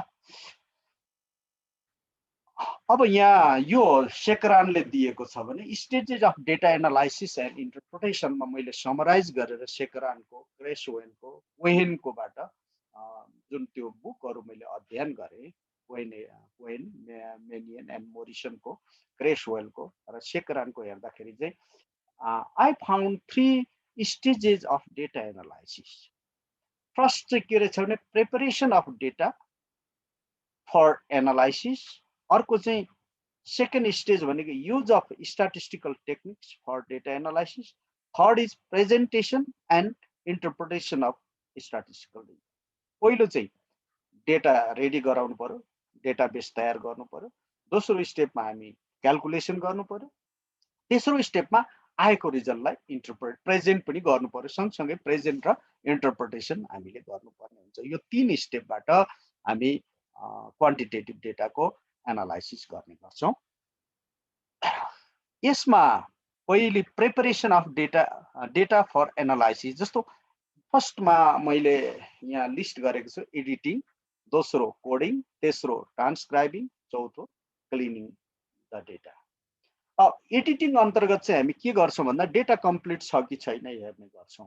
हामीले मानिलिउँ 50वटा टेस्ट आइटमहरू राखेको छौँ, कोही स्टेटमेन्टहरू राखेका छौँ अथवा त्यसमा डेमोग्राफिक क्यारेक्टरिस्टिक्स पनि राखेको हुन्छौँ होला। त्यो डेटा आफैमा कम्प्लिट छ कि छैन हेर्नुपर्ने हुन्छ र अब कति कम्प्लिट भयो भने इन्क्लुड गर्ने, कति कम्प्लिट भएन भने त्यसलाई रिजेक्ट गर्ने, हटाउने हाम्रो डेटा सेटबाट भन्ने एउटा च्यालेन्जिङ क्वेसन हो। र मैले खोजेँ अब कति वटा आइटम त्यहाँ रहेछ भने इन्क्लुड गर्न सकिन्छ। जस्तो 50वटा आइटम छ, 10वटा छुटायो अरे उसले रेस्पोन्स गर्न रेस्पोन्डेन्टले, अथवा 5वटा छुटाए। यसको कुनै स्ट्रिक्ट कुनै रुल छैन, तर पनि मैले के भने देखेको छु भने 10 देखि 25% आइटमहरू कुनै मिसिङ भएको छ भने त्यसलाई इन्क्लुड गरेर जान सकिन्छ भने। तर सँगसँगै भने के छ भने तर ती आइटमहरू what kind of item those are very important items are in absence of these items. If it is not possible to draw the finding at that time, even single item if it is missing, then we cannot include those kind of questionnaire. एउटा आइटमले पनि हाम्रो असर पार्ने खालको छ हाम्रो रिजल्टलाई भने त्यसबेला एउटा आइटम मिसिङ भयो भने पनि हामीले इन्क्लुड गर्न नसकिने अवस्था हुन सक्छ। तर नर्मल्ली हामीले 100वटा क्वेसन छ भने 20-25वटा क्वेसनसम्म अथवा 15-20वटा आइटमसम्म मिसिङ भएको छ र पनि हाम्रो रिजल्टलाई त्यति सिग्निफिकेन्ट असर पार्ने स्थिति छैन। It depends on the decision of researcher, observation of researcher. रिसर्चरले अब्जर्भ गर्नु पर्यो, rationally we have to think on it whether that is enough or not to include in our analysis. अर्को चाहिँ एक्युरेसी पनि हेर्नु पर्ने हुँदो रहेछ। Accuracy, consistency and uniformity, these are more closer to the reliability and validity. के गर्दिन्छन् भने अब हामीले फिल्डमा डेटा कलेक्सन गर्न जाँदाखेरि के देखिन्छ भन्दाखेरि अब हामीलाई कति अनेस्टली रेस्पोन्डेन्टले रेस्पोन्स गरेका हुन्छन्, यो एउटा एकदमै महत्त्वपूर्ण कुरा हो। र अहिले त कस्तो भइसकेको छ भने अलि रिसर्च कम भएको एरियामा त्यसलाई अलिकति हेरेर गरिदिने पनि चलन छ है, राम्रै हेरेर गरिदिनु हुन्छ। कतिलाई चाहिँ दिगदारी भएर कि रिजेक्ट गरिदिने कि एउटैमा लगाइदिने, हेर्नुहोस् कि agree agree agree disagree disagree disagree, एउटा राम्ररी सोचेर which is right for me भन्ने कुरा नसोचिकन रेस्पोन्डेन्टले haphazardly चाहिँ टिक लगाइदिने हुँदा त्यसको एकुरेसी घट्न जान्छ। ती मासतिर एउटा आइटममा तपाईलाई विद्यालयको वातावरण कस्तो लाग्छ, साथीभाइको व्यवहार कस्तो लाग्छ भन्यो भने माथि फ्रेन्डलीमा राख्छ। त्यही क्वेसनमा फ्रेन्डली एकदम भेरी फ्रेन्डली भनेर राख्नु भएको छ भने अब त्यहीसँग प्यारलल गरेको अर्को क्वेसन बनाइएको छ भने त्यसमा फेरि अनफ्रेन्डली भनेमा टिक लगाइदिनुहुन्छ। त्यो कन्सिस्टेन्सी हुँदैन कि र कतिको एक्युरेटली उहाँले जुन अथवा रेस्पोन्डेन्टले जे कुराको बारेमा रेस्पोन्स दिन खोजेको त्यो सही किसिमले दिनु भएको छ कि छैन भन्ने कुरा चाहिँ हो। त्यस्तो क्रस चेक गर्न सकिन्छ हामीले आइटम्सहरू एउटै कुरा मेजर गर्न नि दुई तीन तरिकाबाट त्यस्ता आइटमहरू देखेर त्यसलाई जेनरली अब्जर्भ गरेर हामी हेर्न सक्छौँ। यसले गर्दा रिलायबिलिटी भनेको चाहिँ कन्सिस्टेन्सी कुन लेभलमा छ त भन्ने कुरा चाहिँ हेर्नुपर्ने हुन्छ र यो कुराहरूलाई हेरेर हामीले त्यो डेटा सेट तयार गर्नुपर्छ। भने अब कोडिङ गर्ने हुन्छ। नर्मल्ली हामी सर्वे क्वेसनर बनाउँदाखेरि अथवा टुल बनाउँदा नै सुरुमा नै हामीले कोडिङ गरिदिउँ भने राम्रो हुन्छ र त्यसलाई डेटा इन्ट्री गर्न सजिलो हुन्छ। जस्तो जेन्डर हामीले लेखेका छौँ मेल फिमेल अथवा अदर भन्ने पनि छ भने हामीले मेललाई कति अब हामीले सफ्टवेयरमा इन्ट्री गर्दा मेललाई 1 दिन्छु, फिमेललाई 2 दिन्छु, अदरलाई 3 दिन्छु भन्यो भने त्यही नै 1 2 3 राख्यो भने भरे त्यसलाई इन्ट्री गर्न पनि सजिलो हुन्छ। त्यसैले सुरुमा नै पछिको कुरासम्म हेरेर फेरि अर्को कुरा के छ भने जस्तो मेल र फिमेल मात्र राखेको छ, म फिमेलको पर्सपेक्टिभबाट हेर्छु है विथ रेफरेन्स टु द मेल भन्यो भने त्यस बेला मेललाई 0 र फिमेललाई 1 कोडिङ गर्नुपर्ने हुन्छ। हामीले रिग्रेसन एनालाइसिस गर्दा एउटालाई 0 र अर्कोलाई 1 कोडिङ गर्नुपर्ने हुन्छ र भोलि रिकोडिङ गर्नुपर्ने झमेला नआओस् भनेर सुरुमा यस्ता कुराहरूलाई विचार गरेर गर्नुपर्ने हुन्छ। अब कस्तोलाई नोमिनल भन्ने, कस्तोलाई अर्डिनल भन्ने, कस्तोलाई इन्टरभल, कस्तोलाई रेसियो भन्ने एकदमै महत्त्वपूर्ण कुरा हो र यिनै स्केलको आधारमा हामीले स्ट्याटिस्टिकल टेक्निक्सहरू अपनाउनु पर्ने हुन्छ। र अर्को छ ट्रान्सक्राइबिङ अडियो डेटा टु। अब ट्रान्सक्राइब पनि कहिलेकाहीँ गर्नुपर्ने अवस्था हुनसक्छ। हामी टेक्स्चुअल डेटा छ भने पनि त्यसलाई क्वान्टिफाई गर्नु छ भने कहिलेकाहीँ हामीले इन्टरभ्यू पनि हुनसक्छ। इन्टरभ्यूमा क्वेसन नै हामीले इन्टरभ्यूको रूपमा हामीले सोधेको हुनसक्छौँ, टिक लगाएको हुनसक्छौँ। यदिसम्म डेटा अडियो डेटा छ भने त्यसलाई टेक्स्चुअलमा ल्याउनु पर्ने अवस्था हुनसक्छ कहिलेकाहीँ। त्यस्तो बेला हामी ट्रान्सक्राइब गर्न सक्छौँ। र अब कहिलेकाहीँ डेटा क्लिनिङ गर्नेमा अघि एडिटिङसँग पनि यो सँगै उस्तै आउँछ।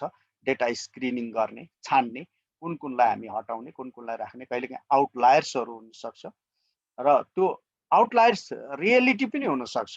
जस्तो त्यसलाई कस्तो अवस्थामा आउटलायर्स भन्न सकिन्छ, जस्तो इन्कमको कुरा गरियो मानिलिउँ। अहिले म यहाँ साथीहरू त अब टाढा टाढा कहीँको हुनुहुन्छ होला, मानिलिउँ बानेश्वर एरियामा छु अरे म बानेश्वर एरियाको नर्मल एभरेज इन्कम कस्तो छ भनेर लिनु पर्यो। हामी त के गर्छौँ भने ओभरअल पपुलेसनको एउटा एभरेज इन्कम लेभल के हो त्यो हेर्न खोजिरहेका छौँ र हामीले लिएको त्यो एभरेज भ्यालुले चाहिँ त्यहाँको इन्टायर पपुलेसनलाई रिप्रेजेन्ट गर्न सकोस् भन्ने हो। अब यस्तो भइदियो कि हामीले 300 परिवार लिएको छौँ। नर्मल्ली 300 परिवारमा परिवारको आम्दानी चाहिँ वर्षको मानिलिउँ 1 लाख रुपियाँ मात्रै रहेछ अरे। एभरेज आम्दानी महिनाको अथवा वर्षको 1 लाखको रुपियाँ दरले मात्रै आम्दानी रहेछ परिवारहरू। तर त्यही भित्र चाहिँ एकजना बिलिनियर पनि रहेछन् अरे भने उनको त अब बिलियन्समा छ इन्कम भन्ने बित्तिकै त्यो त रियल भ्यालु नै हो नि। तर के हुन्छ त्यो भ्यालुलाई त्यहाँ इन्क्लुड गर्दाखेरि भने त्यो चाहिँ एक्सट्रिम भ्यालु हुँदाखेरि त्यसको मिन पनि निस्किन्छ, क्यालकुलेसन पनि गर्न मिल्छ। तर त्यो आउटलायर भ्यालुले चाहिँ एभरेज भ्यालुलाई एकदमै माथि तान्दिन्छ, बढाइदिन्छ, एभरेज लेभल भन्दा माथि लगिदिन्छ र जुन एक्चुअल जनसङ्ख्या जुन त्यहाँको पपुलेसन छ, पपुलेसनको एक्चुअल आम्दानी त त्यो बिलियन त्यो अमाउन्ट जोडेर त हुँदैन नि त। हामीले त त्यसलाई हटाइदिउँ भने पो त्यहाँको पपुलेसनको रियल आम्दानी चाहिँ केका लागि हो त रिसर्च गर्ने भनेको त भोलि कुनै प्रोग्राम लैजानको लागि इन्टरभेन्सन गर्नको लागि हो त्यो एरियाको आर्थिक अवस्था कस्तो छ त्यसको लागि हामीले कुनै विकासका कामहरू गर्नु पर्यो अथवा कुनै शिक्षा सम्बन्धी स्वास्थ्य सम्बन्धी कुनै हामीले कार्यक्रम लानु पर्यो भने उहाँहरूको अफोर्ड गर्ने क्षमता कस्तो छ त भनेर बुझ्न खोजेको हो नि अब त्यस बेला के हुन्छ भने त्यो आउटलायरले गर्दाखेरि त्यहाँको आम्दानीलाई अहिलेको एक्जाम्पलमा भन्यो भने त्यसको आम्दानीलाई अत्याधिक धेरै भएको देखाइन्छ या कम भएको देखाइदिन्छ एउटा कक्षामा पनि के हुन्छ भने नर्मल्ली यो कक्षाको अध्ययन स्तर कस्तो छ भनेर हामीले गर्यौं र हामीले स्याम्पल लिँदा एउटा कक्षाका 50 जना विद्यार्थीमा 50 लिन सकिन्छ तैपनि हामीले 10 जना लियौं भरे चाहिँ टप 10 विद्यार्थीहरू मात्रै आइदियो भने के हुन्छ भन्दा त्यसले गलत रिजल्ट दिन्छ अथवा यस्तो भइदियो कि 2 जना 3 जना विद्यार्थी चाहिँ 100/100 ल्याउने अथवा 2 जना 3 जना चाहिँ पुरै 0 ल्याउने भयो भने त्यो आउटलायरले गर्दाखेरि त्यसको एउटा नर्मल प्याटर्न हो नि त्यो नर्मल प्याटर्नलाई डिस्टोर्ट गर्छ है यसो हुँदाखेरि त्यो आउटलायरहरू छन् कि छैनन् त्यसलाई हटाएर data as far as possible if we make it normal अनि नर्मल डेटाबाट आएको रिजल्टलाई चाहिँ हामी जेनरलाइज गर्नको लागि सजिलो हुन्छ र यी कुराहरूलाई ख्याल गरेर ध्यान दिएर हामीले डेटालाई हामीले एडिटिङ गर्ने कोडिङ गर्ने ट्रान्सक्राइब गर्ने र क्लिनिङ गर्ने गर्नुपर्दछ र यो चाहिँ भयो पहिलो स्टेप भयो अब दोस्रो भनेको चाहिँ use of statistical techniques for data analysis छ म चाहिँ अब अलिकति तपाईहरुसँग 15 मिनेट ब्रेक चाहन्छु के छ साथीहरुको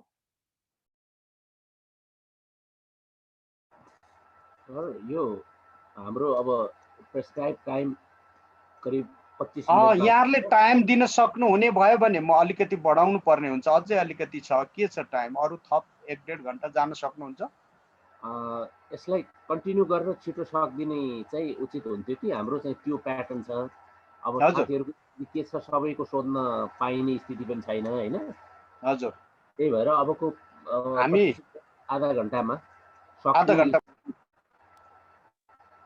आधा हजुर सर हजुरले त्यो स्लाइड चाहिँ ठुलो स्क्रिन गर्नुभयो हुन्थ्यो सर त्यहाँ तल कप जस्तो चिन्ह छ त्यसमा क्लिक गर्नुभएपछि फुल स्क्रिन आउँछ सर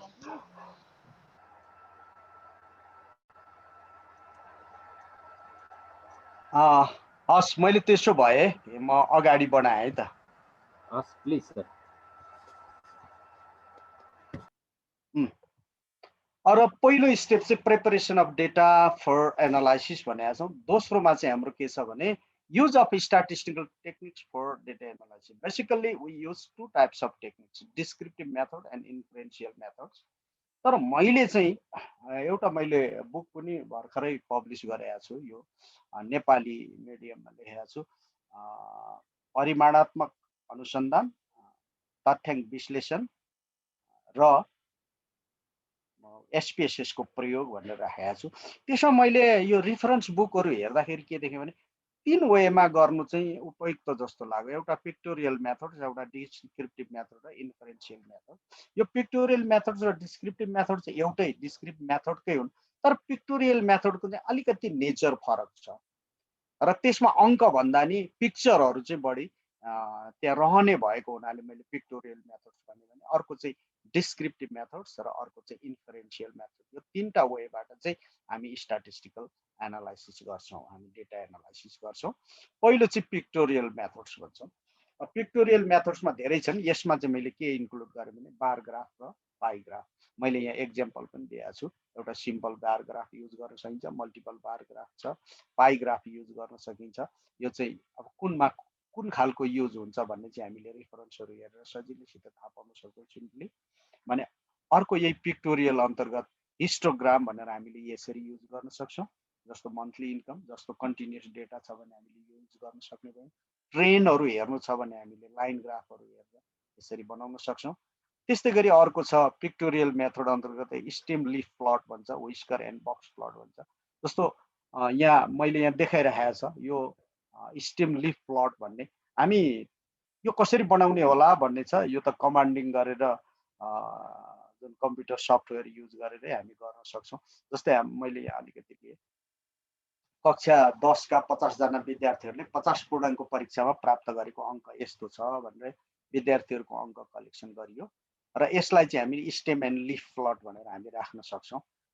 यहाँनिर कस्तो एउटा थोरै बताउँ, यहाँ 2 स्टेममा 2 छ र लिफमा 8 छ। यसको अर्थ के हुन्छ भने अब हामीले यी 28 भन्ने भ्यालु छ नि त, यो 28 भ्यालुमा हामी यहाँ सबै 2 डिजिटको भएको हुनाले यो 10को प्लेसमा हुनेलाई स्टेममा राखेको छ भने यसले वन्सको प्लेसमा हुनेलाई चाहिँ केमा राखेको छ भन्दा लिफमा लगेर राखेको छ।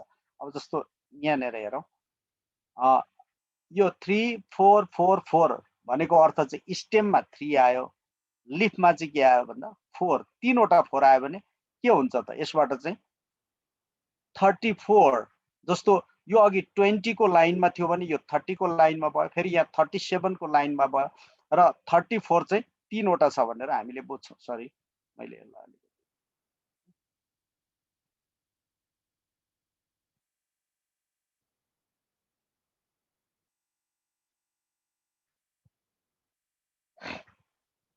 जस्तो हाम्रो 34 भनेर आयो भने यहाँ 34 1 2 अर्को कहीँ होला 34 भनेर यसरी 3 3वटा 34 छ। यसरी हामीले स्टेम यहाँबाट पनि एउटा डेटा नर्मल्ली डिस्ट्रिब्युसन छ कि छैन र यहाँ हामीले अरू एक्सट्रिम केसेसहरू छ कि छैन भनेर पनि हेर्न सक्छौँ। एउटा एक्सट्रिम केस छ है भनेर भन्छ, 73 पनि छ है, त्यहाँनिर एउटा एक्सट्रिम केस पनि छ, अरू छैनन् भनेर उसले अघि हामीले आउटलायर भनेको थियौँ नि, आउटलायर भ्यालु पनि फाइन्ड आउट गर्न सक्छौँ। भने यो 5 पोइन्ट समरी भनेर पनि हामीले यो एउटा व्हिस्कर एन्ड बक्स प्लट भनेर युज गर्न सक्छौँ।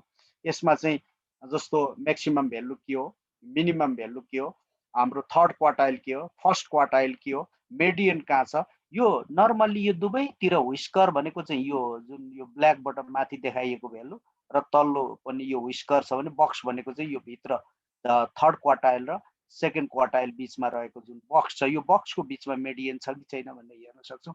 यहाँनिर देखाइरहेछ त्यो हामीले भएको 34औं भन्ने विद्यार्थीको 34औं अर्डरमा परेको विद्यार्थीको मान चाहिँ अतिमान भनेर मैले लेखेको छु, आउटलायर हो। यो भ्यालुलाई हामीले प्यारामेट्रिक टेस्ट भन्छ, त्यो युज गर्दाखेरि चाहिँ यस्तो भ्यालुहरूलाई हटाइदिनुपर्छ यसको हामीले एकुरेट भ्यालु निकाल्नको लागि चाहिँ। र यो यी जुन हाम्रा विभिन्न तरिकाहरू छन् त्यसलाई युज गर्न सकिन्छ। अगाडि मैले जुन भने bar graph, pie graph, histogram, line graph, stem leaf plot, whisker and box plot भनेर युज गर्न सकिन्छ। भने अर्को डिस्क्रिप्टिभ मेथड्स छ। यो डिस्क्रिप्टिभ मेथड्सलाई यहाँ statistical methodology that deals with summarization, यसले चाहिँ खालि डिस्क्रिप्टिभ स्ट्याटिस्टिक्सले चाहिँ त्यही स्याम्पललाई मात्रै डिस्क्राइब गर्छ। अघि मैले 10,000 मा 400 हामीले लियौँ भने त्यही 400 जनाको नेचर कस्तो छ, त्यबाट आएको इन्फर्मेसन बाट चाहिँ त्यसको क्यारेक्टरिस्टिक्स मात्रै बताउँछ र त्यसको पहिलो एभरेज भ्यालु हेर्छौँ, मेजर अफ सेन्ट्रल टेन्डेन्सी भन्छ। कसैले हामीलाई तपाईको क्लासको विद्यार्थीको लेभल कस्तो छ भन्दा एक उत्तरमा दिने कोसिस गर्छौँ। हामीले विद्यार्थीहरू सबै कमजोर छौँ भन्यो भने फेलको स्तरमा भनिराखेको, कमजोर भनेको अर्थ उसको एभरेज भ्यालु चाहिँ क्लासको एभरेज भ्यालु हामीले नर्मल्ली बोलिराखेकै हुन्छ। हामीसँग म्याथमेटिक्स स्ट्याटिस्टिक्सको नलेज नभए पनि केटाकेटी त अब राम्रो छन्, मेरो क्लासमा एकदमै राम्रो छन् भनेको अर्थ तपाईँले त्यहाँ फर्स्ट डिभिजन भनिराख्नु भएको हुन्छ कि ए प्लसको भनिराख्नु भएको हुन्छ कि एउटा सिङ्गल भ्यालु बोले हुन्छ भनेको तपाईँले सेन्ट्रल टेन्डेन्सीको आधारमा आन्सर दिँदै हुनुहुन्छ। अनि अब कसैले तपाईँलाई सोधिरहेको छ भने केटाकेटीको स्तर चाहिँ अब त्यही भन्दा भन्दै अब कोही चाहिँ राम्रो छन्, कोही नराम्रो छन्, अब कोही जान्दै नजान्ने पनि छन्, कोही राम्रै जान्ने छन्, अथवा कसैको आम्दानी एकदमै धनी छन्, कोही एकदमै गरिब छन्। साह्रै यो ग्याप छ हौ, यो आर्थिक विपन्नता पनि त्यो एकदमै ग्याप छ त्यहाँ भन्नु भने तपाईँ भेरिएबिलिटीको बारेमा कुरा गरिराख्नु भएको हुन्छ होइन। तर अब स्ट्याटिस्टिकल भ्यालु युज गर्दा चाहिँ सेन्ट्रल टेन्डेन्सी हेर्नु पर्यो, एभरेज भ्यालु हेर्नु पर्यो भने मिन, मेडियन, मोडहरू जस्तो भेरिएबिलिटी स्क्याटरनेस कस्तो छ त, त्यसमा आउटलायर्सहरू छन् कि छैनन्, अथवा नर्मल्ली डिस्ट्रिब्युटेड छ कि छैन। नर्मल्ली डिस्ट्रिब्युटेड किन हामी नर्मल डिस्ट्रिब्युसन भन्छौँ भन्दाखेरि धेरैभन्दा धेरै रिसर्च पपुलेसनहरू चाहिँ नर्मल्ली डिस्ट्रिब्युटेड हुन्छ। तपाईँ हेर्नुहोस् एउटा क्लासमा हेर्नुभयो भने नि जान्ने विद्यार्थीहरूको सङ्ख्या नि कम हुन्छ, नजान्ने कमजोर विद्यार्थीको सङ्ख्या नि कम हुन्छ, औसत विद्यार्थी मध्यम स्तरका विद्यार्थीको सङ्ख्या ठुलो हुन्छ। एउटा कार्यालयमा हेर्नुहोस् मेहनत गर्ने कर्मचारी को सङ्ख्या पनि कम हुन्छ, अल्छे गर्ने कर्मचारीको सङ्ख्या नि कम हुन्छ, तर मध्यम स्तरबाट काम गरेको सङ्ख्या बढी। यो त मलाई यसो अब्जर्भ गरेँ, यो त हाम्रो बालीमा पनि खेतबारीमा पनि काम लाग्ने रहेछ क्या। यो सिद्धान्त लागु हुँदो रहेछ। त्यो मकै फलेको हेर्नु भयो भने 3 घोगा 4 घोगा मकै लाग्नेको सङ्ख्या पनि कम छ, मकैको घोगा नलाग्नेको बोट पनि कम छ, तर 1 घोगा लाग्नेको चाहिँ सङ्ख्या बढी छ। भनेपछि अब एउटा यसो पारी डाँडातिर हेरौँ भने पनि बिचमा चाहिँ अग्लो भएर गएको छ, त्यहाँभन्दा पछाडि अग्लोभन्दा पछाडि पनि डाउन हुँदै गएको छ। यताबाट स्टार्टिङबाट सुरु गर्दा नि पहिले उकालो चढ्नुहुन्छ, टपमा पुग्नुहुन्छ, फेरि ओह्रालो जानु। भनेपछि एउटा नेचुरल फेनोमेना जस्तै देखिन्छ। र हाम्रो पपुलेसन पनि जुनसुकै पपुलेसन पनि त्यो नेचरको देखिने, सबैमा हुन्छ भन्ने होइन, केहीमा नहुन पनि सक्ला कतिपय केसेसहरूमा, तर नर्मल्ली हाम्रो बुझाइ त्यो हो। र त्यो मिन कुन अवस्थामा, मेडियन कुन अवस्थामा, मोड कुन अवस्थामा युज गर्ने भन्ने पनि हुन्छ त्यहाँभित्र। अब हामीले भेरिएबिलिटी हेर्न पनि रेन्जहरू, क्वार्टाइल डेभिएसनहरू, मिन डेभिएसनहरू हुन्छ। मैले अब मिन भनिरहँदा चाहिँ आउटलायर्सहरूले एकदमै असर गर्छ मिनलाई, त्यसैले तर आउटलायर राख्नै पर्ने छ भने त्यसबाट त पोजिसनल भ्यालु हेर्न त हामीलाई विभिन्न क्वार्टाइल, डिसाइल, पर्सेन्टाइल अथवा त्यसभित्र नै मेडियन पनि हेर्न सक्छौँ भने हाई फ्रिक्वेन्सी कुन छ त, त्यसमध्ये सबभन्दा बढी दोहोरिएको कुन चाहिँ दोहोरिएको भ्यालु चाहिँ कुन होला र त्यसको आधारमा म डिसिजन लिन्छु, मलाई उपयुक्त हुन्छ भन्ने लाग्यो भने त्यसबेला मोडको कुरा होला। अब मेजर अफ भेरिएबिलिटी, स्क्याटर्डनेस कस्तो छ, डेभिएसन कस्तो छ भन्यो भने भेरी सिम्पल वे चाहिँ रेन्ज होला। क्वार्टाइल डेभिएसन हामी क्वार्टरबाट हेर्ने होला, फर्स्ट क्वार्टाइल, सेकेन्ड क्वार्टाइलबाट, थर्ड क्वार्टाइलबाट हेर्ने होला। मिन डेभिएसन हेर्नु पर्यो भने मिन, मेडियन, मोडबाट पनि हामी हेर्न सक्ने भयौँ। स्ट्यान्डर्ड डेभिएसन म मिन लिएर हेर्छु है, यसको चाहिँ नेचरलाई डिस्टोर्ट नगरिकन जुन ओरिजिनल डेटा छ त्यही डेटाको नेचरबाट जान्छु भन्नु भने स्ट्यान्डर्ड डेभिएसन।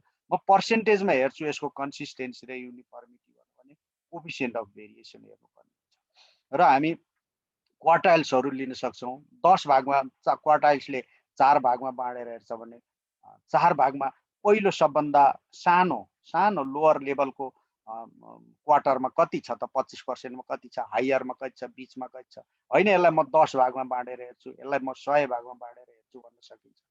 अब डेटा चाहिँ के छ त, हाम्रो जुन एउटा भ्यालु हुन्छ, सेन्ट्रल भ्यालु हुन्छ, त्यो भन्दा राइटपट्टि बढी, हायर लेभलपट्टि बढी छ कि लोअर लेभलपट्टि बढी छ, अथवा हाइली पिक्ड भएर गएको छ, बढी जुन सेन्टरमा नै एकीकृत भएर गएको छ कि सेन्टरमा चाहिँ कम भएर टाढा टाढा गएको छ भनेर एउटा डिस्ट्रिब्युसन हेर्नु पर्यो भने तपाईँ स्क्युनेस र कर्टोसिस हेर्न सक्नुहुन्छ। र अब फेरि त्यही भित्र रहेका दुईटा भेरिएबल, जब सेटिस्फ्याक्सन र पर्फर्मेन्सको कुरा गरियो, अर्गनाइजेसनको पर्फर्मेन्स र जब सेटिस्फ्याक्सन, इम्प्लोइजको जब सेटिस्फ्याक्सन र अर्गनाइजेसनको पर्फर्मेन्स कस्तो छ भनेर हेर्नु पर्यो, कोरिलेसन कस्तो छ भनेर हेर्नु पर्यो भने त्यसबेला कोरिलेसनका विभिन्न टाइपहरू हेर्नु। मैले कोरिलेसनलाई फेरि यहाँ डिस्क्रिप्टिभ मेथडमा राखेको छु। अब यदि कोरिलेसन टेस्टको रूपमा तपाईँ जानुहुन्छ भने यसलाई फेरि इन्फरेन्सियल स्ट्याटिस्टिक्समा राख्नुपर्छ। र डिस्क्रिप्टिभ मेथडले चाहिँ के गर्छ भन्दा स्याम्पलमा जुन स्याम्पल छ त्यो स्याम्पलको मात्रै डिस्क्राइब गर्ने भएको हुनाले यसलाई हामीले डिस्क्रिप्टिभ मेथड राखेका छौँ। त्यसपछि अर्को आउँछ इन्फरेन्सियल मेथड, जुन पिक्टोरियल मेथड भने, डिस्क्रिप्टिभ मेथड भने। अब इन्फरेन्सियल मेथड भनेको चाहिँ के हो भने डिस्क्रिप्टिभ मेथडमा रहेका मिन, मेडियन, मोडलाई नै आधार बनाएर यसमा अरू पनि हामी डेभिएसनहरू पनि लिन सक्छौँ। यो लिएर पहिले पपुलेसनबाट एउटा स्याम्पल लिएको हुन्छौँ, त्यो स्याम्पलबाट क्यालकुलेसन गर्छौँ हामी मिन, मेडियन, मोड आदि। त्यसैमा आधारित तिनै प्यारामिटर्सहरूमा आधारित रहेर होल पपुलेसनमा कस्तो आयो भनेर हामीले कुनै एउटा कन्क्लुजन ड्र गर्छौँ, इन्फर गर्छौँ। इन्फर गर्ने भएकोले इन्फरेन्सियल भएको, इन्फर गर्छौँ भने त्यो इन्फर गर्नलाई युज गरिने हाम्रो टेक्निक्स भनेको इन्फरेन्सियल स्ट्याटिस्टिक्स हो। त्यो जुन हामी स्याम्पलमा भएको रिजल्टलाई पपुलेसनमा, अब त्यही भएर यहाँ कति पर्सेन्ट एरर हुन सक्छ, लेभल अफ कन्फिडेन्स कति पर्सेन्ट तपाईँ दाबी गर्न सक्नुहुन्छ त, स्याम्पलमा भएको रिजल्ट चाहिँ पपुलेसनमा यति पर्सेन्टसम्म 95 सम्म confidently I can claim that this result is true for the whole population भनेर कति पर्सेन्ट राख्ने, 1% राख्ने कि 5% राख्ने कि 10% राख्ने कि भन्छ लेभल अफ सिग्निफिकेन्स भनेको चाहिँ यो हो। अब भेरी सेन्सिटिभ केस छ भने हामी 1% त्योभन्दा कम गर्न सक्छौँ। जस्तो अब हेल्थमा आउन सक्छ नि, इन्जेक्सनको कुराहरू आउन सक्छ नि। 100 जनामा 1 जनाको मृत्यु हुने हो भने 1% राखेर गरौँ त भन्न सकिँदैन। यो त ह्युमनको कुरा भयो, एक्जिस्टेन्सको कुरा भयो होइन। हामीले त लाखौँमा 1 जना मर्न सक्छ भन्ने कुरालाई पनि संवेदनशीलता दिनुपर्छ। तर जब सेटिस्फ्याक्सनमा त्यस्तो हुँदैन, सोसियल बिहेभियरमा त्यस्तो हुँदैन। त्यसैले हामी 1% नै नराखेर 5% राख्न सक्छौँ, कहिलेकाहीँ लुजली 10% पनि हामी राख्न सक्छौँ भने त्यो चाहिँ it depends on the sensitivity of the issue or cases भन्ने आउँछ। र यसमा चाहिँ अब इन्फरेन्सियल स्ट्याटिस्टिक गर्दा एकदमै सतर्क हुनुपर्ने कुरा चाहिँ के हो भन्दा different types of test we use within this inferential method. जस्तो प्यारामेट्रिक र नन प्यारामेट्रिक भनेर गर्छौँ। जस्तो यहाँ मैले लिएँ, टेबलहरू ल्याएको छ। अब यहाँ अलिकति सर्ट टाइम भएको हुनाले प्यारामेट्रिक टेस्ट अन्तर्गत मैले यहाँ एउटा Cohen and et al, Cohen Manion मोरिसनको 2018 को बुक हेर्नु होला र पेज नम्बर 842 मा यो टेबल राम्रै दिएको छ। अब हामी प्यारामेट्रिक टेस्ट अन्तर्गत चाहिँ कोरिलेसन, जस्तो Pearson product moment correlation coefficient गर्छौँ। दुईटा सब स्याम्पलको बिचमा हेर्नु पर्यो भने इन्डिपेन्डेन्ट स्याम्पल, 2 इन्डिपेन्डेन्ट स्याम्पलमा 2 इन्डिपेन्डेन्ट स्याम्पल छ भने हामी टी टेस्ट युज गर्न सक्छौँ। 2 रिलेटेड स्याम्पल छ भने पियर स्याम्पल टी टेस्ट युज गर्न सक्छौँ। 3 वा 3 भन्दा बढी छ भने हामी 1 वे एनोभा र 2 वे एनोभा युज गर्न सक्छौँ र त्यसको लागि चाहिँ पोस्ट हक पनि गर्नुपर्ने हुन्छ। र 3 वा 3 भन्दा बढी रिलेटेड स्याम्पल छन् भने रिपिटेड मेजर्स एनोभा युज गर्छौँ। र त्यस्तै इफेक्ट एउटा इन्डिपेन्डेन्ट भेरिएबलको डिपेन्डेन्ट भेरिएबलमाथि कस्तो असर छ भनेर हेर्नु पर्यो। जब सेटिस्फ्याक्सनले उनीहरूको पर्फर्मेन्सलाई एक्सप्लेन गर्छ कि गर्दैन, स्टुडेन्टको स्टडी आवरले उनीहरूको लर्निङ एचिभमेन्टलाई असर गर्छ कि गर्दैन। हामी यो वर्षको आकाशबाट पर्ने जुन रेनफल छ त्यो रेनफलले चाहिँ प्रोडक्सनलाई कस्तो खालको असर पार्दो रहेछ हो, यस्तो खालको हामीले कज एन्ड इफेक्ट हेर्नु पर्यो भने एउटा इन्डिपेन्डेन्ट भेरिएबल छ भने हामी सिम्पल रिग्रेसन युज गर्न सक्छौँ। दुईटा इन्डिपेन्डेन्ट भेरिएबल छ भने मल्टिपल रिग्रेसन युज गर्न सक्छौँ। त्यस्तै हामीले ग्रुपिङ भेरिएबलहरू ग्रुप गर्नु पर्यो, धेरै भेरिएबलहरूलाई डिफ्रेन्ट ग्रुपमा बाँडेर हेर्नु पर्यो भने फ्याक्टर एनालाइसिस, त्यस्तै गरी क्लस्टर एनालाइसिस भनेर युज गर्छौँ भने। अब प्यारामेट्रिक टेस्टहरू युज गर्न नसकिरहेको अवस्थामा यदि हामी फिट भएन, एजम्पसन ट्रु भएन, data should be normally distributed for using t test or any other parametric test. When हामीले त डेटा कलेक्सन गरिसक्यौँ तर त्यो डेटा चाहिँ नर्मल्ली डिस्ट्रिब्युटेड छैन भने at the time we have to use the alternative test. त्यसलाई चाहिँ हामी non parametric test. Non parametric टेस्टले चाहिँ धेरै थोरैभन्दा थोरै एजम्पसनलाई मात्रै यसको लागि टेस्ट गर्नुपर्ने हुन्छ। जस्तो नन प्यारामेट्रिक टेस्टमा हामीले अघि डेटा नर्मल्ली डिस्ट्रिब्युसन भएको छैन फर एक्जाम्पल, अरू त्यसमा अरू पनि कुरा छन्, मैले चाहिँ खालि नर्मल भन्ने एउटा एजम्पसन मात्रै ल्याएको। अब कोरिलेसनमा हामीले अघि पियर्सन कोरिलेसन भनेको थियौँ भने अब हामी स्पियरम्यान रो कोरिलेसन युज गर्नु पर्यो। अब हामीले 2 इन्डिपेन्डेन्ट स्याम्पलको लागि हामीले टी टेस्ट भनेका छौँ भने त्यसको सट्टा म्यान विटनी यु टेस्ट लिनु पर्यो। दुईटा रिलेटेड स्याम्पललाई हामीले अघि pair dependent t test, dependent sample t test भनेर युज गरेका थियौँ भने अहिले विल्कक्सन टेस्ट भनेर 3 अर मोर इन्डिपेन्डेन्ट स्याम्पललाई एनोभा युज गरेका थियौँ भने चाहिँ अब क्रस्काल-वालिस टेस्ट युज गर्नु पर्यो। त्यस्तै गरी 3 वा 3 भन्दा बढी रिलेटेड स्याम्पललाई हामीले जुन युज गर्थ्यौँ रिपिटेड एनोभा युज गर्थ्यौँ भने फ्रेडमेन टेस्ट भनेर युज गर्नु पर्यो। अब हामीले effect of independent variable on dependent variable हामीले सिम्पल रिग्रेसन भनेर युज गरेका थियौँ, रिग्रेसन युज गरेका थियौँ भने अहिले चाहिँ लजिस्टिक रिग्रेसन भनेर युज गर्नु पर्यो। त्यस्तै higher goodness of fit difference भनेर काई स्क्वायर टेस्टहरू, ग्रुपिङ अफ पिपल भन्ने, अब यहाँ पिपल भनेर लेखिएको छ, क्लस्टर एनालाइसिस भनेर यसरी प्यारामेट्रिक र नन प्यारामेट्रिक टेस्ट युज गर्छौँ। यसबाट यो जुन स्ट्याटिस्टिकल टेक्निक्सहरू युज गरेका छौँ यसबाट अब रिजल्ट आउँछ हामीसँग। रिजल्ट कस्तो आउँछ भन्दाखेरि स्ट्याटिस्टिकल फर्ममा क्वान्टिटेटिभ फर्ममा आउँछ, क्वान्टिटीमा आउँछ। त्यो क्वान्टिटेटिभ भ्यालुलाई चाहिँ फेरि अघि साथीले भन्नुभयो जस्तै वर्ड्समा गर्नु पर्यो, ती अङ्कलाई बोल्ने बनाउनु पर्यो। ती अङ्क त आफै बोल्दैन, हामीले बोल्ने बनाउनु पर्यो, हामीले टेक्स्टमा डिस्क्राइब गर्नु पर्यो। र आफैमा हेर्दा सब्जेक्टिभ नै हो, एनालाइसिस सब्जेक्टिभ नै हो, अब्जेक्टिभ अथवा क्वान्टिटेटिभ भए पनि डिस्क्रिप्सन चाहिँ क्वालिटेटिभ नै हुन्छ। र हामीले एउटा विधि र प्रक्रिया मात्रै हामीले क्वान्टिटेटिभ युज गरेको, लास्टमा फेरि क्वालिटेटिभ नै आन्सर लेख्नुपर्ने हुन्छ, डिस्क्राइब गर्नुपर्ने हुन्छ। त्यसका लागि presentation and interpretation of statistical result third स्टेपमा आउँछौँ। र हामीले प्रेजेन्टेसन गर्दा टेक्स्टको रूपमा गर्न सक्छौँ, टेबलमा गर्न सक्छौँ, डायग्राममा गर्न सक्छौँ, अरू स्ट्याटिस्टिकल भ्यालुहरू राखेर गर्न सक्छौँ भने how we interpret the result, यो एउटा महत्त्वपूर्ण कुरा हो। जब हामीले स्ट्याटिस्टिकल भ्यालु आइसकेपछि त्यसलाई चाहिँ हामीले जे प्रब्लम, रिसर्च प्रब्लम भनेर जुन हामीले स्टेट गरेका छौँ त्यो रिसर्च प्रब्लमलाई एड्रेस गर्यो कि गरेन। हामीले रिसर्च ग्याप, मेरो रिसर्चको रिसर्च ग्याप यो छ अथवा मैले लिटरेचर हेर्दाखेरि रिभ्यू गर्दाखेरि मैले यो ग्याप पाएँ भनेपछि to what extent that gap is fulfilled by that current research project. त्यो रिसर्च प्रोजेक्टले चाहिँ त्यसलाई कति फुलफिल गर्यो कि गरेन हेर्नुपर्ने हुन्छ। हाइपोथेसिसको अवस्था के हो, हामीले स्टेट गरेको हाइपोथेसिस छ, त्यो हाइपोथेसिस एक्सेप्ट भयो कि रिजेक्ट भयो त्यो हेर्नुपर्ने हुन्छ। एउटा पार्ट त्यो हो भने मेथोडोलोजीमा पनि गर्नुपर्ने हुन्छ। मैले युज गरेको मेथोडोलोजीबाट आएको रिजल्टले कुन हदसम्म रिसर्च क्वेसनको आन्सर दियो। यो रिसर्च मेथोडोलोजीलाई, मैले युज गरेको रिसर्च मेथडलाई अर्को ठाउँमा रिप्लिकेट गर्न रिकमेन्ड गर्न सक्नुहुन्छ कि सक्नुहुन्न। कहिलेकाहीँ के हुन्छ भन्दाखेरि हामीले डेटा कलेक्सन गर्यौँ, आन्सर पनि निकाल्यौँ, तर त्यो आन्सर सेटिस्फाई छैन, लिटरेचरसँग कन्ट्राडिक्ट गर्यो भने त्यो मेथोडोलोजीलाई नि फर्दर टेस्ट गर्नुपर्ने हुन्छ है भनेर हामीले त्यहाँ इन्टरप्रिटेसन गर्नुपर्ने हुन्छ। भने अर्को कुरा स्ट्याटिस्टिकल जुन प्रोसिडर हामीले जुन गरेका छौँ, विभिन्न मोडेलहरू छानेका छौँ, त्यो जुन विधि जुन हामीले ओभरअल युज गरेका हुन्छौँ त्यो कुन हदसम्म चाहिँ त्यो कम्प्याटेबल छ त, राइट छ कि छैन।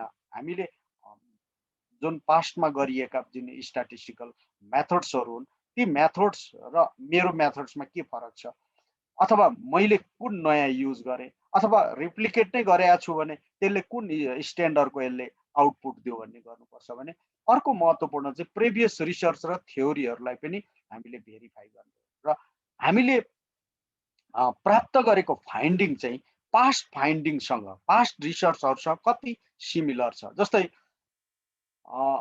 मानिलियौँ मेल र फिमेलहरूको लिडरसिपमा कसले बढी डेमोक्रेटिक लिडरसिपको प्र्याक्टिस गर्दो रहेछ त, मेल लिडर्स र फिमेल लिडर्समा भन्दा नेपालको कन्टेक्स्टमा हामीले हेऱ्यौँ अरे मेल लिडर्स र फिमेल लिडर्समा मेल लिडरहरू चाहिँ बढी अटोक्रेटिक फर एक्जाम्पल र फिमेल लिडर्सहरू चाहिँ बढी मोर डेमोक्रेटिक पाइयो भनेर देखाइयो।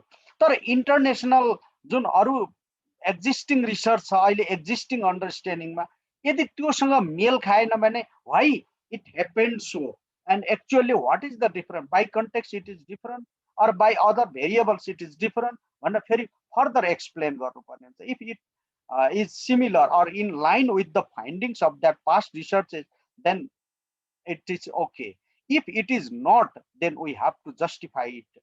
र हामीले पाएको फाइन्डिङलाई कुन थ्योरीले गभर्न गरिरहेको छ, कुन थ्योरीले गाइड गरिरहेको छ भनेर पनि हेर्नुपर्ने हुन्छ। Okay, this is the references. अब म तपाईलाई यही टाइमको सदुपयोग गर्दै अब हामीले जति पनि स्ट्याटिस्टिकल क्याल्कुलेसन गर्छौं, स्ट्याटिस्टिकल क्याल्कुलेसन गर्दाखेरि हामीले म्यानुअली गर्नुपर्ने आवश्यकता छैन। अहिले म अरू साथीहरूलाई पनि भन्छु, अब स्ट्याटिस्टिक्स नै म पढ्छु, त्यसभित्रको कुरा नै जिस्ट नै बुझ्न चाहन्छु भन्ने कुरा हो, फर्मुलालाई नै म डेरिभेसन गर्न चाहन्छु भन्ने हो भने म्यानुअली गर्नुपर्ने हुन्छ, जान्नुपर्ने हुन्छ। तर हाम्रो उद्देश्य भनेको डेटा कलेक्सन गर्न मलाई थाहा छ, त्यसको रिजल्टलाई एक्सप्लेन गर्ने कुरा मलाई थाहा छ, खालि मलाई हिसाब गर्न चाहिँ आउँदैन, स्ट्याटिस्टिकल क्याल्कुलेसन गर्न आउँदैन भने अब वरि हुनु पर्दैन।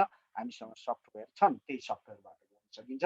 म एक दुईवटा एक्जाम्पल यो पिक्टोरियल मेथडबाट कसरी गर्ने, डिस्क्रिप्टिभ मेथडबाट कसरी गर्ने, इन्फरेन्शियल, अब यहाँ क्वेसन बनाएर गर्न पाएको भए सजिलो हुन्थ्यो। एउटा म थोरै प्रेजेन्ट गरिदिन्छु तपाईहरुलाई।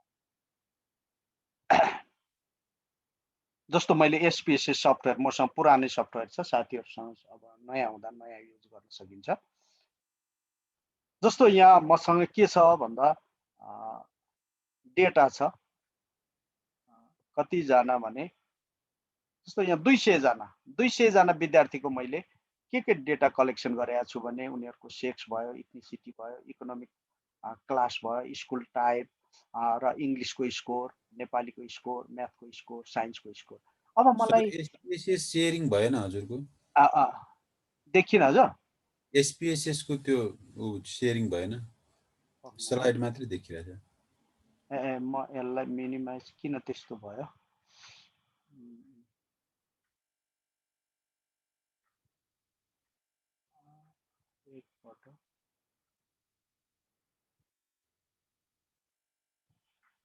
के छ अहिले देखिन्छ? हेलो छैन सर, अझै छैन। त्यस्तो भयो रिमोट। हजुर स्लाइड त देखिरहेछ सर, हजुरले त्यो फुल स्क्रिन गर्नु होला। स्लाइड देखिरहेछ, स्लाइड हैन, मैले एसपीएसएस सफ्टवेयर देखिरहेछ छैन। स्लाइड पिक्टोरल मेथड लेखेको स्लाइड देखिरहेछ। ए किन फेरि त्यसलाई त म मिनिमाइज गर्छु, अझै म मिनिमाइज गर्छु काहे कि ल ठीक छ। एक्चुअली सरले रिसेयर गर्ने हो कि? अहिले के छ हेर्नुस् त, आइरहेको छैन सर। पक्नु है, म स्टप शेयर गर्छु र फेरि म जान्छु। Okay sir.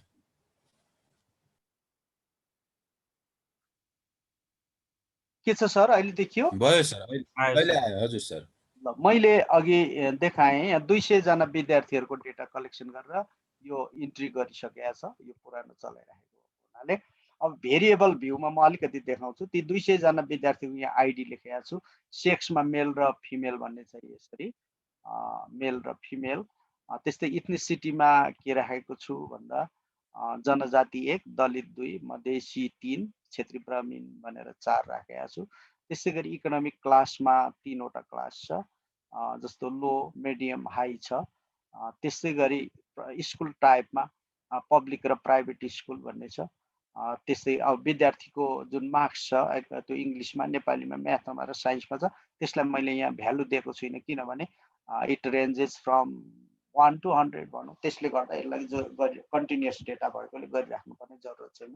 अब पिक्टोरियलमा कसरी पिक्चरहरूबाट देखाउने र कसरी यसको डिस्क्रिप्टिभ भ्यालु निकाल्ने र कुनै एउटा टेस्ट गर्ने म एक एकवटा सर्टमा गर्छु, टाइम अब यो छैन। अब एनालाइजमा गएँ, एनालाइज गरेर डिस्क्रिप्टिभ स्ट्याटिस्टिक्स, म फ्रिक्वेन्सीमा जान्छु। यो 4 वटाको म हेर्न चाहन्छु कस्तो छ भनेर। चार्ट पनि राख्छु, बार चार्टमा पनि हेर्न चाहन्छु। बार चार्टमा मात्रै राखेँ, अहिले कन्टिन्यू गरेँ, ओके गरेँ। तपाईँको यो चाहिँ 10 सेकेन्ड पनि लाग्दैन, 10 सेकेन्डमा यसको रिजल्ट आउँछ।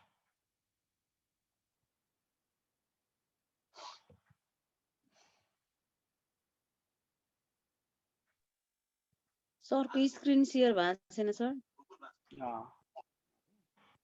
अहिलेको त आइरहेको छ नि हैन, यो अघि नको मात्रै आइरहेको छ। आउटपुट भ्यू आएन सर। उसमा एसपीएसएस को भेरिएबल भ्यू मात्र हजुर। है यो एसपीएसएस त यो मेरैमा नि आएको छैन। अब आयो सर, आयो है। अब यसरी 200 जना विद्यार्थीको मिसिङ केस कुनै पनि छैन भनेर यहाँ दियो। त्यसपछि जस्तो फ्रिक्वेन्सीमा फिमेल र मेल कति कति छन् भन्ने पनि दियो। इथनिसिटी अफ स्टुडेन्टमा कति कति छन् भनेर यसरी बतायो। इकोनोमिक क्लासमा लो, मिडियम, हाईको के छ टाइप। अब मैले बार ग्राफ भन्ने मात्रै कमान्ड गरेका थिएँ, यसले यी बार ग्राफ भनेर दियो। यी सबैको यसरी हामीले देखाउन सक्छौँ, कुनै पनि देखाउन सक्छौँ। तर डिसिजन हामीले लिनुपर्छ कुन खालको गर्ने भने यसले त जे पनि गरिदिन्छ नि। हामीले जुन डेटा राखे पनि एउटा केही न केही क्यालकुलेसन दिन्छ। तर यो डेटाको लागि कुन टुल युज गर्ने, कुन पिक्चर युज गर्ने भन्ने चाहिँ जान्नुपर्ने हुन्छ। अब मलाई विद्यार्थीहरूको मिन हेर्न चाहन्छु र स्ट्यान्डर्ड डेभिएसन हेर्न चाहन्छु। अब मिन र स्ट्यान्डर्ड डेभिएसन त सेक्समा त हुँदैन, स्कुल टाइपमा त हुँदैन। अब मिन स्ट्यान्डर्ड डेभिएसनहरू त यो विद्यार्थीको मार्क्समा हुन्छ। अब मैले म्याक्सिमम मिनिमम मिन र स्ट्यान्डर्ड डेभिएसनलाई मैले कन्टिन्यू गर्छु, ओके गर्छु। अब त्यस पछाडि त रिजल्ट आइहाल्यो यसरी। सबभन्दा बढी कुन छ त 52.23 भनेर आयो, 51 आयो भने चाहिँ साइन्समा अलिक कमजोर, कम मार्क्स देखियो। यिनै 200 विद्यार्थीमा नि फेरि पपुलेसनमा नि साइन्समै कमजोर छन् भन्न पाउँदैन यतिले हामी। अब यहाँ जस्तो स्कोर इन म्याथमेटिक्स 52.6 सबभन्दा राम्रो नेपालीमा देखियो। यो 200 विद्यार्थीमा नि हाम्रो पपुलेसन त 20,000 होला नि विद्यार्थीहरू, त्यहाँ गएर भन्न पाइँदैन। त्यहाँ जाने बित्तिकै त यो स्याम्पलले त्यो पपुलेसनको 100% क्यारेक्टरिस्टिक क्यारी गरेको हुँदैन, मिसिङ हुन्छ भनेको केही मिस गरेको हुन्छ, क्यारेक्टरिस्टिक उति नै हुँदैन। त्यसैले 5% लेभल अफ सिग्निफिकेन्टमा हेर्ने कि 10 मा हेर्ने कि 1 मा हेर्ने भन्नुहुन्छ। जस्तै अब मैले डिस्क्रिप्टिभ स्ट्याटिस्टिक युज गरेँ भने अब टेस्ट गर्छु। यो जुन विद्यार्थीहरूको नेपाल जस्तो इङ्ग्लिसमा पाएको 52.23 छ र मेल र फिमेलको चाहिँ के छ त अवस्था। अब यो मेल विद्यार्थी र फिमेल विद्यार्थीको हेर्नु पर्यो। म अलग अलग हेर्न चाहेँ भने म डेटामा जान्छु र यसलाई चाहिँ स्प्लिट फाइल गर्छु। मलाई दुईटा देऊ, मलाई मेल र फिमेलमा रिजल्ट हेर्न अलग अलग चाहन्छु भन्यो भने यहाँ अब मैले जति पनि रिजल्ट आउँछ मेल र फिमेलमा आउँछ। जस्तो अब अहिलेकै डिस्क्रिप्टिभ स्ट्याटिस्टिक्समा यो विषयमा हेर्ने भने अघि एग्रिगेटमा आएको थियो भने अहिले चाहिँ के हुन्छ ल हेर्नुहोस्। फिमेलको इङ्ग्लिसमा 52.82 छ भने मेलको इङ्ग्लिसमा 51.73 भन्दा फिमेलको अलिकति राम्रो देखियो। नेपालीमा 50.12 छ भने तल नेपालीमा 54 छ, केटाहरू राम्रो देखियो। यहाँ जस्तो म्याथमेटिक्समा 52.95 छ भने 52.32 भन्दा केटीहरू राम्रो देखियो म्याथमेटिक्स। साइन्समा 52.23 छ भने 50 भन्दा साइन्समा केटीहरू राम्रो देखियो। यो 200 जना विद्यार्थीमा मात्रै हो, यो 91 जना केटी र 109 जनामा मात्रै। तर पपुलेसनमा चाहिँ पपुलेसनमा पनि यो डिफरेन्ट नै हो त। जस्तो इङ्ग्लिस 52.82 छ, जस्तो इङ्ग्लिसमा केटीहरूको भन्ने केटाहरूको 51.73 छ। यो त फरक नै हो भन्नु पर्यो। हाम्रो पपुलेसन नै यति हो भने there is difference in the score of English across the male and female students of this area भनेर भन्नुपर्ने हुन्छ। तर अहिले हामीले स्याम्पल लिएको हुनाले अब टेस्ट नगरिकन यो सिग्निफिकेन्ट डिफरेन्स छ भन्न पाइँदैन। यसका लागि हामीले टेस्ट अरू मैले एजम्सन नगरिकन एउटा मिन कम्पेयर गर्छु र इन्डिपेन्डेन्ट स्याम्पल टी टेस्ट भनेर लागिदिन्छु। यहाँ एकपटक अगाडिको डेटालाई अलिकति करेक्सन गर्नुपर्ने हुन्छ। स्प्लिट फाइल गरेको हुनाले यसलाई हामीले एनालाइज गर्छु। अब एनालाइजमा गएर compare mean independent sample t test छ। यहाँनिर इङ्ग्लिस हेर्न खोजेको, इङ्ग्लिस अघि फरक देखिएको छ, यो एक्ज्याक्टली फरक हो कि होइन भनेर हेर्नुपर्ने हुन्छ। सेक्समा गएर विद्यार्थीहरूको 1 भयो, 2 भयो, कन्टिन्यू भयो अनि ओके गरिदिएपछि अब हो कि होइन यो 5% अलरेडी डिफल्ट छ, यो सेटिङ छ। अब यहाँनिर मैले अरू धेरै कुरा गरिनँ। यहाँ यसको लेब्निज टेस्टबाट यसको एनालाइसिस गर्नुपर्ने हुन्छ। अब यहाँनिर टी टेस्ट भन्ने छ। यो टी टेस्टमा चाहिँ यहाँ मैले देखाइरहेको भ्यालु चाहिँ 0.455 0.457 यो 5% लेभल अफ सिग्निफिकेन्ट। 5% भनेको 0.05 भन्दा यो भ्यालु बढी हो। यो भ्यालु बढी भएको हुनाले फरक छैन है। अघि हाम्रो स्याम्पलमा देखिए पनि, स्याम्पलमा एउटाको 51 केटाहरूको केटीहरूको 52 देखिए पनि त्यो स्याम्पलमा मात्रै फरक हो। तर पपुलेसनमा जाँदा हामीले 5% एरर राखेर हेर्ने हो भने, लेभल अफ सिग्निफिकेन्स राखेर हेर्ने हो भने, 5% सम्म एक्सक्युज गर्ने हो भने यो फरक छैन है। त्यसैले केटा र केटीहरूको इङ्ग्लिसको रिजल्ट उस्तै छ भनेर अब पपुलेसनमा गएर इन्फर गर्नुपर्ने हुन्छ। यसरी हामी एसपीएसएसको सहायताबाट अरू सासहरू छन्, अरू हायर लेभलका स्ट्याटिस्टिक्स पनि छन्। तर एकाडेमिक रिसर्चमा चाहिँ 80% भन्दा बढी रिसर्चहरू चाहिँ एकाडेमिक रिसर्चहरू चाहिँ एसपीएसएसबाट गरिने भएको हुनाले यो एउटा प्रचलित रूपमा रहेको छ। मैले चाहिँ अहिले अब यो लगभग हाम्रो 6 महिनाको सेमिस्टर कोर्स नै भन्दा हुन्छ, त्यसलाई चाहिँ यो 2-2.5 घन्टामा केही समराइज गर्ने कोसिस गरेँ। मलाई विश्वास छ यो तपाईँहरूले धेरै बुझ्नु भएन होला। कतिले अगाडि धेरै कुराहरू यो मैले भनेको कुराहरू रिपिटेसन मात्रै भएको हुनसक्छ। यसमा चाहिँ म अब यहाँहरूलाई पुरा दिन नसकेकोमा क्षमा चाहन्छु र केही कुराहरू छन् भने यहाँहरूलाई राख्नको लागि म हार्दिक अनुरोध गर्दछु। मैले चाहिँ यतिमा नै टुङ्ग्याएँ। हस्, धन्यवाद।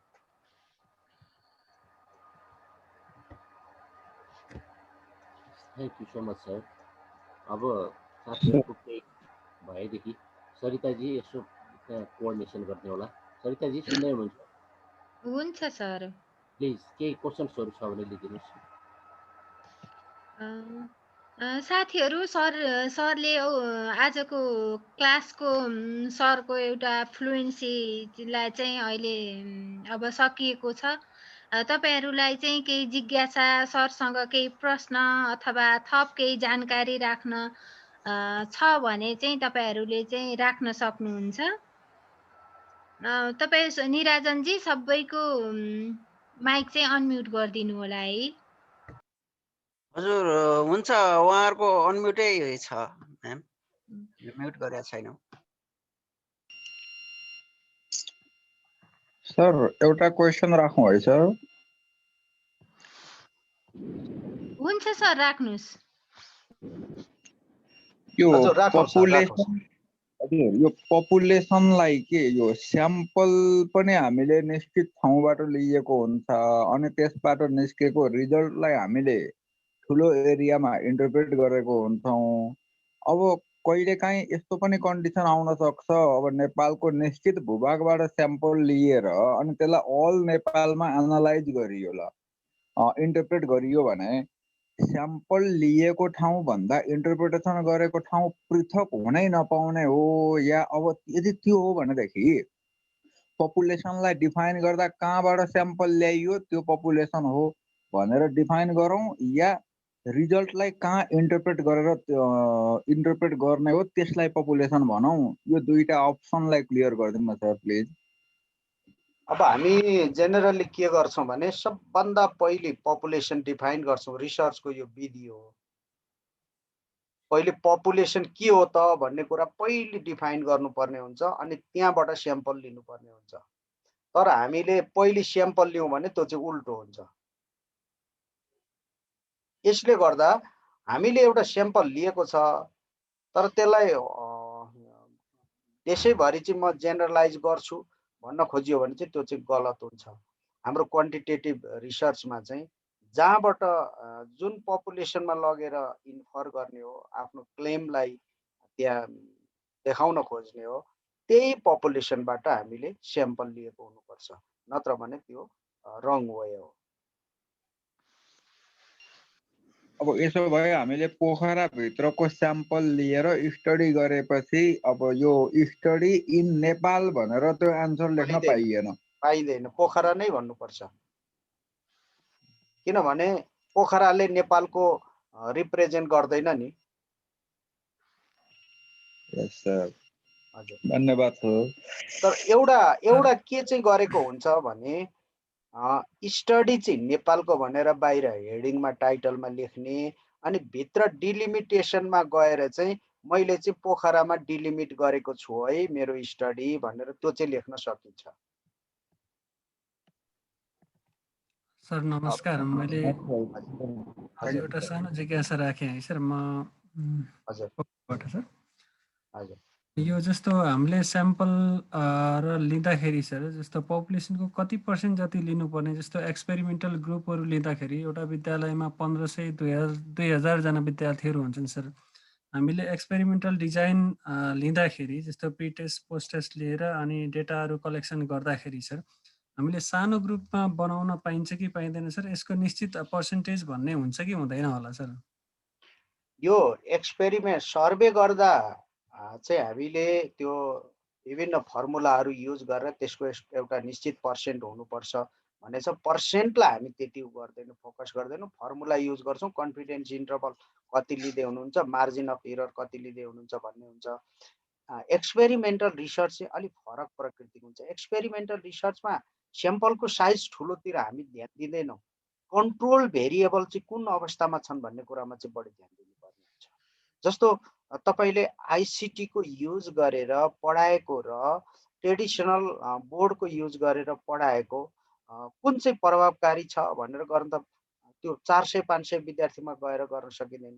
तर आइसिटीको प्रयोग गर्दा एउटा चाहिँ के हो भने जहाँबाट तपाईँ स्याम्पल लिनुहुन्छ 40 जना 50 जनाको विद्यार्थीको स्याम्पल लिनुहुन्छ, त्यो चाहिँ कन्ट्रोल ग्रुप र एक्सपेरिमेन्टल ग्रुपमा चाहिँ राम्ररी ध्यान दिनुपर्ने हुन्छ। दुईटै प्यारलल टाइपको छ कि छैन, दुईटैले क्यारेक्टरिस्टिक्स उस्तै छ कि छैन भन्ने ध्यान दिनुपर्ने हुन्छ। र त्यहाँनिर तपाईँले दिएको इन्टरभेन्सनमा अरू एक्सट्रेनियस भेरिएबलको असर कस्तो छ, मेडिएटिङ भेरिएबलको असर कस्तो छ, र भेरिएबललाई कन्ट्रोल गर्न तपाईँले आइसिटीकै कारणले यसको रिजल्ट चेन्ज भएको हो है भन्न सकिने पर्याप्त आधार छ कि छैन भन्ने कुरामा चाहिँ विशेष ध्यान दिनुपर्छ। तर हामीले त्यत्रो ठुलो 300-400 को स्याम्पल लिनुपर्छ भन्ने पर्दैन एक्सपेरिमेन्टल रिसर्च। भनेपछि स्याम्पल भन्दा पनि भेरिएबल बढी महत्त्वपूर्ण छ। एकदमै भेरिएबल महत्त्वपूर्ण हुन्छ र कन्ट्रोल गर्न सकिन्छ कि सकिँदैन, इन्भाइरोमेन्टलाई कन्ट्रोल गर्न सकिन्छ कि सकिँदैन। आइसिटी भनेको छ, घरमा ट्युसन पढाएको छ कि छैन, त्यो कन्ट्रोल ग्रुपका विद्यार्थीहरूको तपाईँले सिकाए हामीले सिकाए भन्दा उसले आइसिटीको प्रयोग हाई लेभलमा घरमा गर्दैछ कि होइन।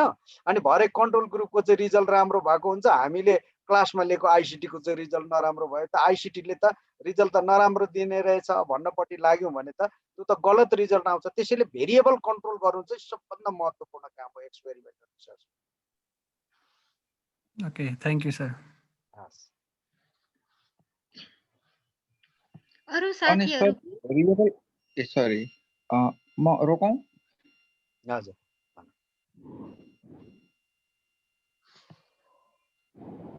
क्वेसन राखौँ कि रोकौँ?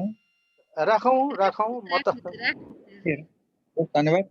यो भेरिएबलहरूलाई कन्ट्रोल गर्नको लागि हामीले त्यो मेन रिसर्च हाम्रो अब्जेक्टिभलाई भन्दा अगाडि सानसाना रिसर्चहरू भन्नाले सानसानो टेस्टहरू गर्दै गर्दै एउटा दुईटा मिनी टेस्टहरू गर्दै गएको गरेर हामीले रिपोर्ट त्यस्तो बनाउन सकिन्छ कि सकिँदैन सर? त्यो चाहिँ तपाईँको रिसर्च पनि हेर्नुपर्ने हुन्छ। एउटा कुरा के छ भने कन्ट्रोल गर्न चाहिँ अब थुप्रै मेथड छन्। अब हामी ह्युमन बिङमा चाहिँ प्योर एक्सपेरिमेन्टल रिसर्च युज गर्न सकिँदैनौँ। त्यसले गर्दा नै धेरै गाह्रो हुन्छ, नसकिने त भन्ने होइन, धेरै गाह्रो हुन्छ।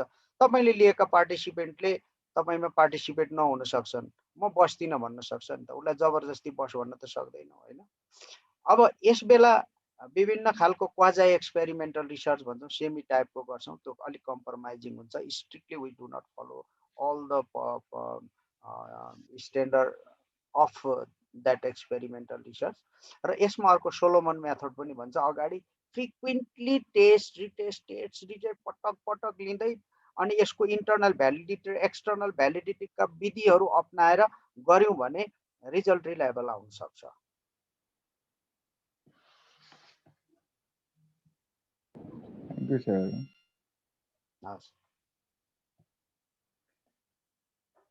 अरू साथीहरुको छ कि अब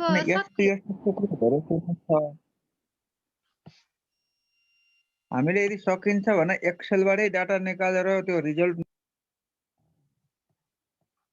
एक्सेलबाट किन एसपीएसएस युज गर्ने एक्सेलबाट? त्यो चाहिँ एक्सेलकै एउटा स्पेसिफाइड फर्म हो जस्तो लाग्छ एसपीएसएस। एसपीएसएस नै आफै पर्याप्त हो नि। मैले एसपीएसएसबाटै एमफिलको सबै काम गरेका थिएँ, थाहै थिएन एसपीएसएस सरी एक्सेलबाटै गरेका थिएँ। एसपीएसएस हामीले क्लासै लिएको थिएनौँ। पछि आफैले पनि सिकियो, ट्युटोरियलहरू हेरियो, आफैले लर्न गरियो, बुकहरू हेरियो र एक प्रकारको एक लेभलसम्मको जानियो। एक्सेल भनेको त यसको त ओरिजिनल फर्म हो नि। तर मै चाहिँ बरु जान्दिनँ एक्सेलमा, धेरै अलि थोरै मात्रै जान्दछु। Okay sir. अहिले अब तपाईँको 11 कक्षाको मैले किताब हेरेँ, अब त्यसमा त तपाईँको धेरै एक्सेल युज गर्नुहुनेछ। मलाई कति म्याथमेटिक्स टिचरले एक्सेल युज गरेर त्यसको हरेक च्याप्टरको प्र्याक्टिकल पार्ट सक्छन् भन्ने चाहिँ क्वेसन छ।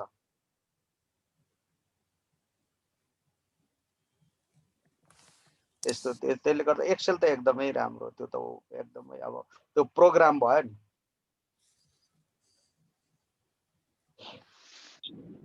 अरू के छ साथीहरु? हजुर एक्सक्युज मी सर। हजुर thank you sir for your excellent presentation. हामीले धेरै कुरा सिक्न पायौँ। यो एउटा मलाई यो सानो सर, यो इन्डिपेन्डेन्ट स्याम्पल टी टेस्टमा हामीले डिफाइन ग्रुपमा 1 र 2 राख्छौँ। यसको मिनिङ हामीले डिपेन्डेन्ट ग्रुपमा एउटा मात्रै र इन्डिपेन्डेन्ट ग्रुपमा एउटा मात्रै भेरिएबल राख्नुपर्छ भन्ने हो सर? जस्तै उदाहरणको लागि जस्तै इन्डिपेन्डेन्ट भेरिएबलमा हामीले कास्ट राख्यौँ भने कास्ट वा एज राख्यौँ भने डिपेन्डेन्ट भेरिएबलमा अनि त्यो एज वाइज अनि त्यसको म्याथको स्कोर इङ्ग्लिसको स्कोर भनौँ वा हेड सर्कमफेरेन्स हाइट वेट भनौँ यो 2-3वटा डिपेन्डेन्ट भेरिएबललाई एकैचोटि राख्न सक्नुहुन्छ तर टेबलमा अलग अलग भेल्यु आउँछ अलग अलग आउँछ तर हामीले त्यो डिफाइन ग्रुपमा 1 र 2 मात्रै राख्नुपर्छ सर? हो 1 र 2 नै भनेर त्यो डिफल्ट नै हो 1 र 2 अब 3 मा जानुभयो भने चाहिँ फेरि एनोभातिर जान्छ। ए थ्याङ्क यू सर मैले यो बुझेको थिइनँ 1 र 2 राख्न सकिन्छ र राखेर नि हेर्नुहोस् रङ तपाईँ आफूमा कन्फिडेन्स आएको रिजल्ट म व्याख्या गर्न सक्छु भन्ने लाग्यो भने तपाईँले ट्रायल एन्ड एरर गर्दै जानुहोस् क्या रङ आयो भने कहाँ रङ आयो त म फेरि खोजी गर्छु भन्नुहोस् त्यो आफैमा सेल्फ लर्निङ मेटेरियल पनि हो के एसपीएसएस। हजुर अब यसको यो हिस्टोग्राम छ नि सर अलिकति हिस्टोग्रामको कन्सेप्ट हजुरबाट थोरै 1-2 मिनेटमा अलि क्लियर हुन्छ जस्तो लाग्यो। हिस्टोग्राम चाहिँ यो नर्मल्ली के छ भन्दा डेटा कन्टिन्युअस हुनु पर्यो हैन जस्तो आम्दानीको कुराहरू भयो हाइट भयो एज भयो यस्ता कन्टिन्युअस डेटा आयो भने रेसियो स्केलमा आयो भने हिस्टोग्रामको चाहिँ के छ भन्दाखेरि त्यो इन्टरभल जुन हामी लिएर गर्छौं त्यो चाहिँ इक्वल इन्टरभलमा हुनुपर्छ भन्ने यसको एजम्पसन हुन्छ।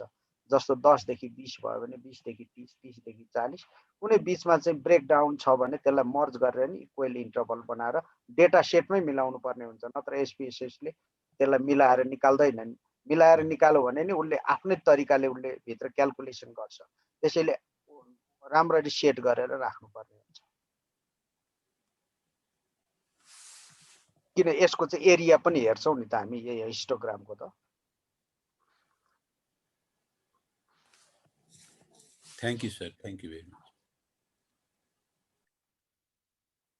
सायद अब जिज्ञासाहरू सकिए जस्तो छ केही छ त साथीहरू?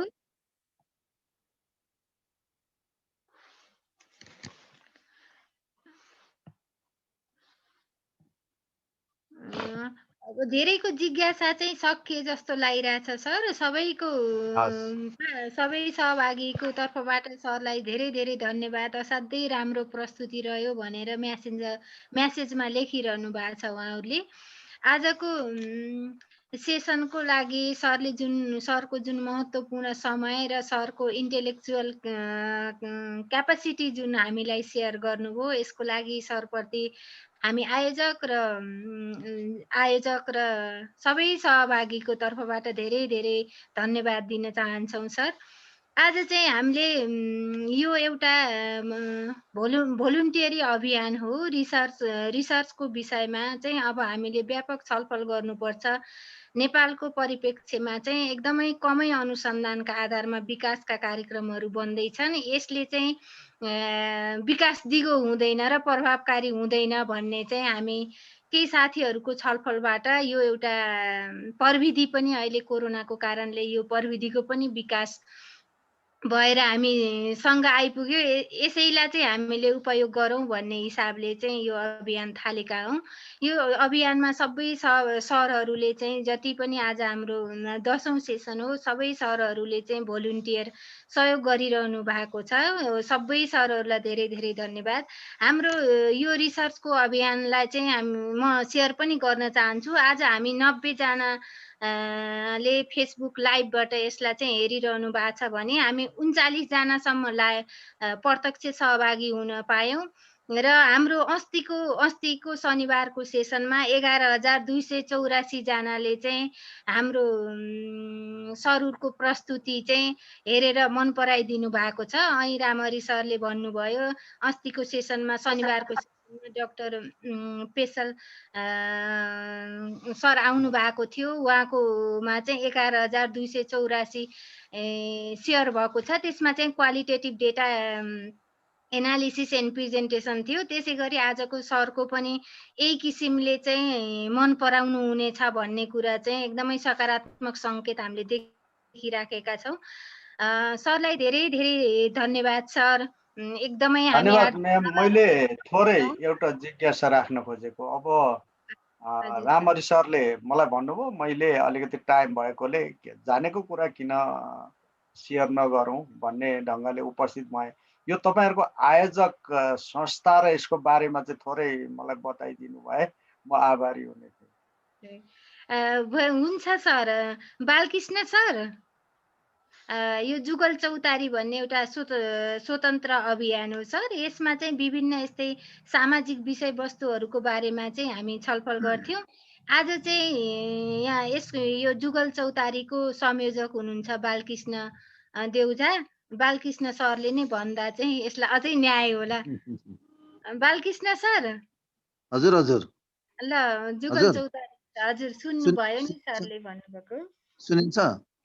सुनिन्छ हजुर, भन्नु। सुनिन्छ सर।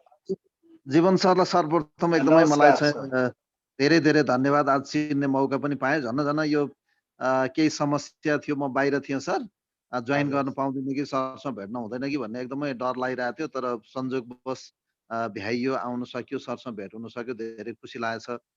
खास गरी यो आयोजक संस्थाको बारेमा सरले कुरा गरिरहनु भयो, जिज्ञासा राख्नुभयो, त्यसको निमित्त झन् धेरै खुसी लाग्यो।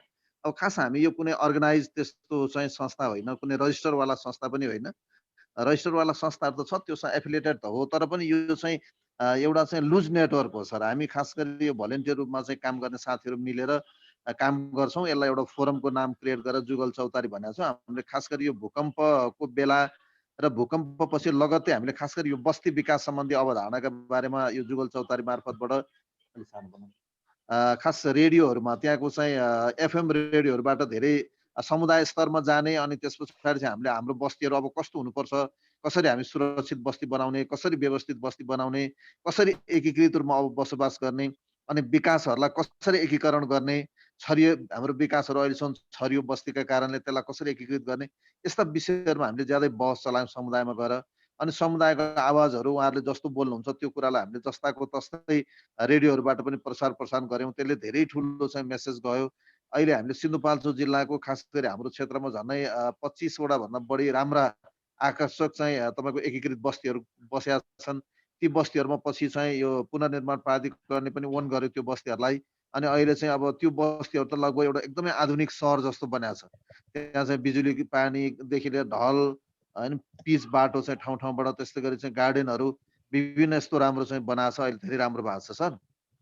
हामीले यो अभियान गरेका थियौँ।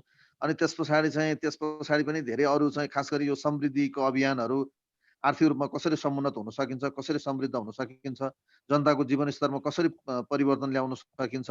अब हाम्रो मुद्दाहरू चाहिँ आर्थिक मुद्दाहरू हुन्। अब परिवर्तनको मुद्दाहरू, राजनीतिक मुद्दाहरूमा हामी प्रवेश गर्नु त्यति नपर्ला भन्ने हिसाबले हामीले यो बहसहरू चलाउँदै आएको थियौँ। अनि पछिल्लो समय चाहिँ अलिक एकाडेमिक टाइपको चाहिँ बहस सुरु गऱ्यौँ, जसले गर्दाखेरि सरहरूसँग पनि हाम्रो चाहिँ सम्पर्क सम्बन्ध हुन सकोस्, अनि पढ्दै गरेका अध्ययन गर्दै गर्नुभएका विद्यार्थीहरूको लागि पनि लाभान्वित हुन सक्नुहोस्, अनि सामाजिक सङ्घ संस्थामा काम गर्ने साथीहरू पनि यसबाट लाभ प्राप्त गर्न सक्नुहोस् भन्ने अभिप्रायले हामीले खास गरी यो एकाडेमिक हिसाबले यो रिसर्चको चाहिँ कक्षा सञ्चालन गर्न सुरु गऱ्यौँ। हामीलाई चाहिँ हाम्रो निराजन सरले मद्दत गर्नुभएको छ, प्राविधिक हिसाबले उहाँले पुरै फुल सपोर्ट गर्नुभएको छ। अनि यो टिममा पनि अब हामीले आयोजना गर्ने सुरुवात कुरा त मैले उठाएको हो, तर पनि अब अहिले यसको निरन्तरताको कुरा गर्दा यसलाई सबै व्यवस्थापन गर्ने कुरामा चाहिँ हाम्रो सरिताजीको निकै महत्त्वपूर्ण भूमिका छ। खास यसको चाहिँ लिड नै उहाँले गरिरहनु भएको छ। अनि यही हाम्रो जुगल चौतारी भित्रैबाट अनि हाम्रो रामहरि सरले एकदमै राम्रोसँग तपाईँको चाहिँ यसको ओन गर्नुभएको छ। सरहरूलाई जुटाउनेदेखि लिएर सबै कुराहरू उहाँले गरिरहनु भएको छ। त्यस्तै हाम्रो गोकर्ण गेवाली सर हुनुहुन्छ, आज सरसँग भेट हुन सकेन, उहाँ हुनुहुन्छ। यस्तै लगायत हामी 4-5 जना चाहिँ अलि निरन्तर छौँ। बाँकी अरू हजुरहरू जस्तो सरहरूलाई चाहिँ हामीले बेला बेलामा चाहिँ निम्ता गर्ने, दुःख दिने गरेका छौँ सर। फेरि पनि सरको यो thank you sir, thank you. होइन, मैले थोरै अलिकति जिज्ञासा मात्रै राखेको होइन। Thank you sir, thank you. ल, ठिक छ। हुन्छ सर। अब म चाहिँ खास जुगल चौतारी तर्फबाट यहाँलाई एकदमै हार्दिक धन्यवाद व्यक्त गर्न चाहन्छु, र फेरि पनि सरको समय अनुकूलता हुँदाखेरि हामीले यो अपेक्षा गर्छौँ सर। हस्, आजको कार्यक्रमलाई चाहिँ रामहरि सर हजुरको तर्फबाट केही छ कि? रामहरि सरले चाहिँ अहिले धेरै लिड गरिराख्नु भएको छ सरलाई, जीवन सरलाई पनि यहाँसम्म जोड्नु भएको छ। रामहरि सरलाई पनि धेरै धेरै धन्यवाद। रामहरि सर हजुरको केही कुरा छ कि? धन्यवाद म्याम।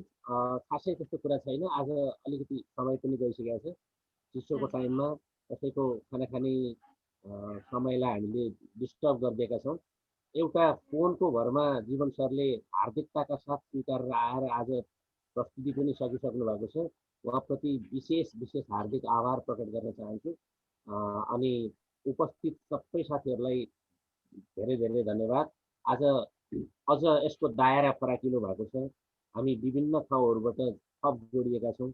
नयाँ अनुहारहरू, अझ भनौँ कतिपय अगाडि चिनेका साथीहरू अहिले यस्तो कार्यक्रम चलाउनु भएको रहेछ भन्दै, जस्तै पोखराबाट ध्रुव सर 1 वर्षदेखि हाम्रो कम्युनिकेसन ग्याप थियो, उहाँ आउनु भएको छ। त्यस्तै थुप्रै साथीहरू आउनु भएको छ। अझ कतिपय आउनु भएको कुराहरू हामीलाई त्यति धेरै थाहा नहुनु पनि सक्छ। आज साह्रै राम्रो प्रस्तुति गर्नुभयो। क्वान्टिटेटिभमा जसलाई रहर छ उहाँहरूको लागि यो कोशेढुङ्ग नै साबित भएको छ। अब सबैको क्वान्टिटेटिभ डेटा एनालाइज गर्न सक्ने क्षमता कतिपयको हुँदैन, कतिपयको रुचि हुँदैन, कतिपयको के हुन्छ। त्यस कारणले गर्दा बेसिक कुराहरू मात्रै जान्नु पनि धेरै ठुलो कुरा हो। र फेरि पनि प्रोफेसर डाक्टर जीवन खड्का सरप्रति आभार र सम्पूर्ण उपस्थितहरूप्रति हार्दिक धन्यवाद प्रकट गर्न चाहन्छु। कार्यक्रम सकिदिनु भए नै हुन्छ अब चाहिँ। हुन्छ सर, धेरै धेरै धन्यवाद रामहरि सर। हाम्रो हजुरहरूले फेरि पनि मैले त फेरि नै यसलाई चाहिँ सरको क्लासलाई फेरि फेसबुक लाइभमा चाहिँ एनआरइएनको फेसबुक लाइभमा पेजमा छ। तपाईँहरूले फेरि पुनः चाहिँ काहीँ जिज्ञासा रह्यो अथवा फेरि यसलाई चाहिँ जान्न मन लाग्यो भने त्यहाँबाट पनि हामी फेरि लाभान्वित हुन सक्छौँ। आजको सरको क्लासबाट हामी कमसेकम चाहिँ लगभग 140 जना स्कलर्सहरू, रिसर्चमा रुचि राख्ने स्कलर्सहरू चाहिँ लाभान्वित हुन सकेका छौँ। सरलाई फेरि पनि धेरै धेरै हार्दिक आभार व्यक्त गर्न चाहन्छु। हाम्रा नियमित instructor Ramhari sir, Gokarna sir र विनोद सरलाई पनि धेरै धेरै धन्यवाद।